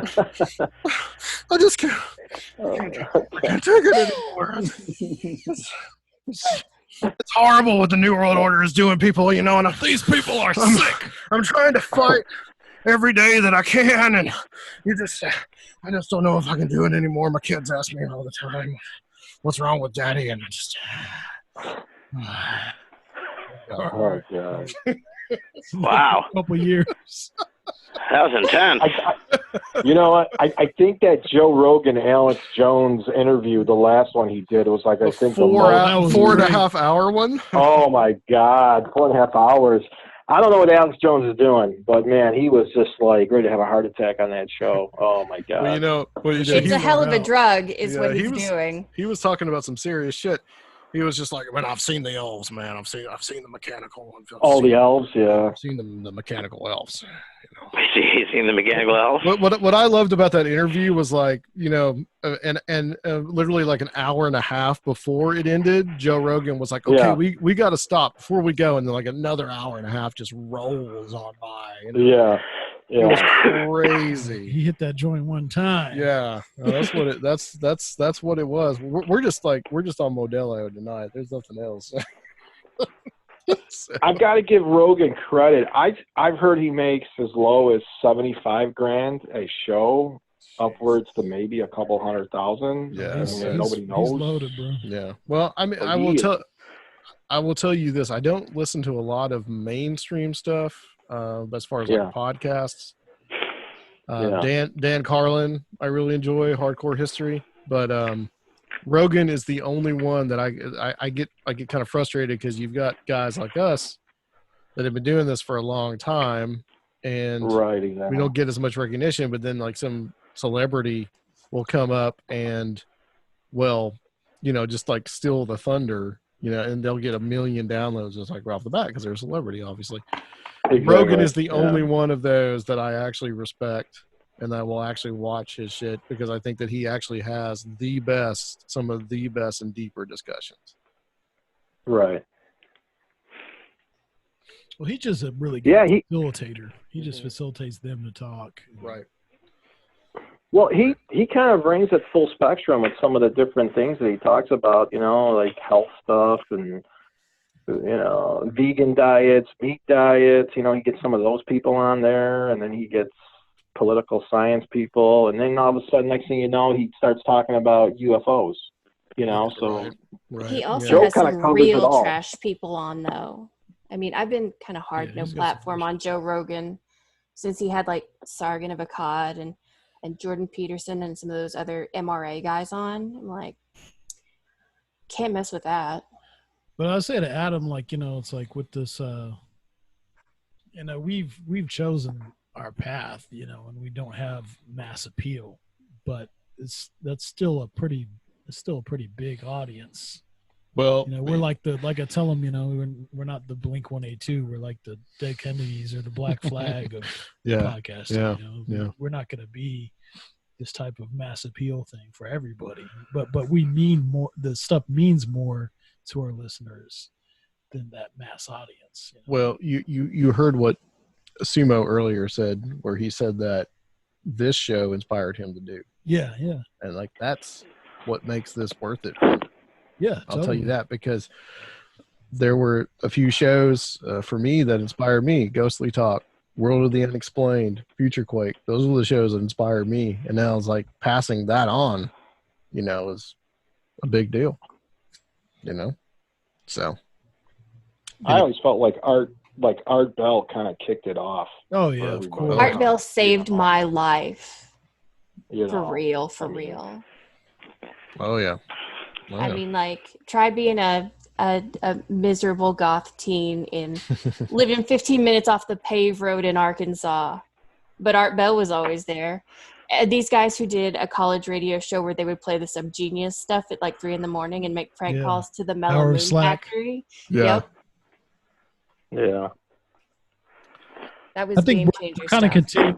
continuing that kind of radio right thing. Even though radio's dying, it's like this golden age of radio values are still coming through into this podcaster world. We're preserving that. Yeah, because that's the stuff that inspired us. Yeah, absolutely. Was all that kind of stuff. I mean, I remember living in Atlanta and listening to the Hour of Slack and just being like, what the fuck? This is fucking great.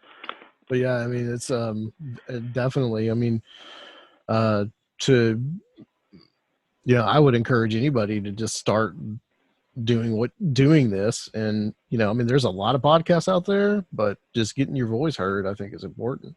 The podcast is really taking the place of what used to be kind of like the original, I would say, to me, like the indie rock movement back in the 80s. That kind of stuff with the punk rock. It's got that same kind of punk rock DIY kind of attitude. It's also got a lot of fucking cheese now, though. So. Well, I agree with that. Green Days and Blink-182s. Yeah. Just like punk rock. Exactly. All right, guys. Great. Go ahead. No, like I was mentioning to you this afternoon, I mean, I found you guys on Google Play Music on your podcast. That's how I found your podcast. And, you guys are getting out there, You guys are the best. You're the best. Yeah. You want a hard out? I'm worried you're going to go over. So I'm just going to say congratulations on 300 episodes. Yeah. Thank you. Thank you. Anyone else got any final thoughts? Yeah. I'll see you in Nashville. Jennifer, I hope you're going to make the trip again. And Katie, Heck too. yes. All right. Awesome. We're gonna get and the rest. tore up again. Right.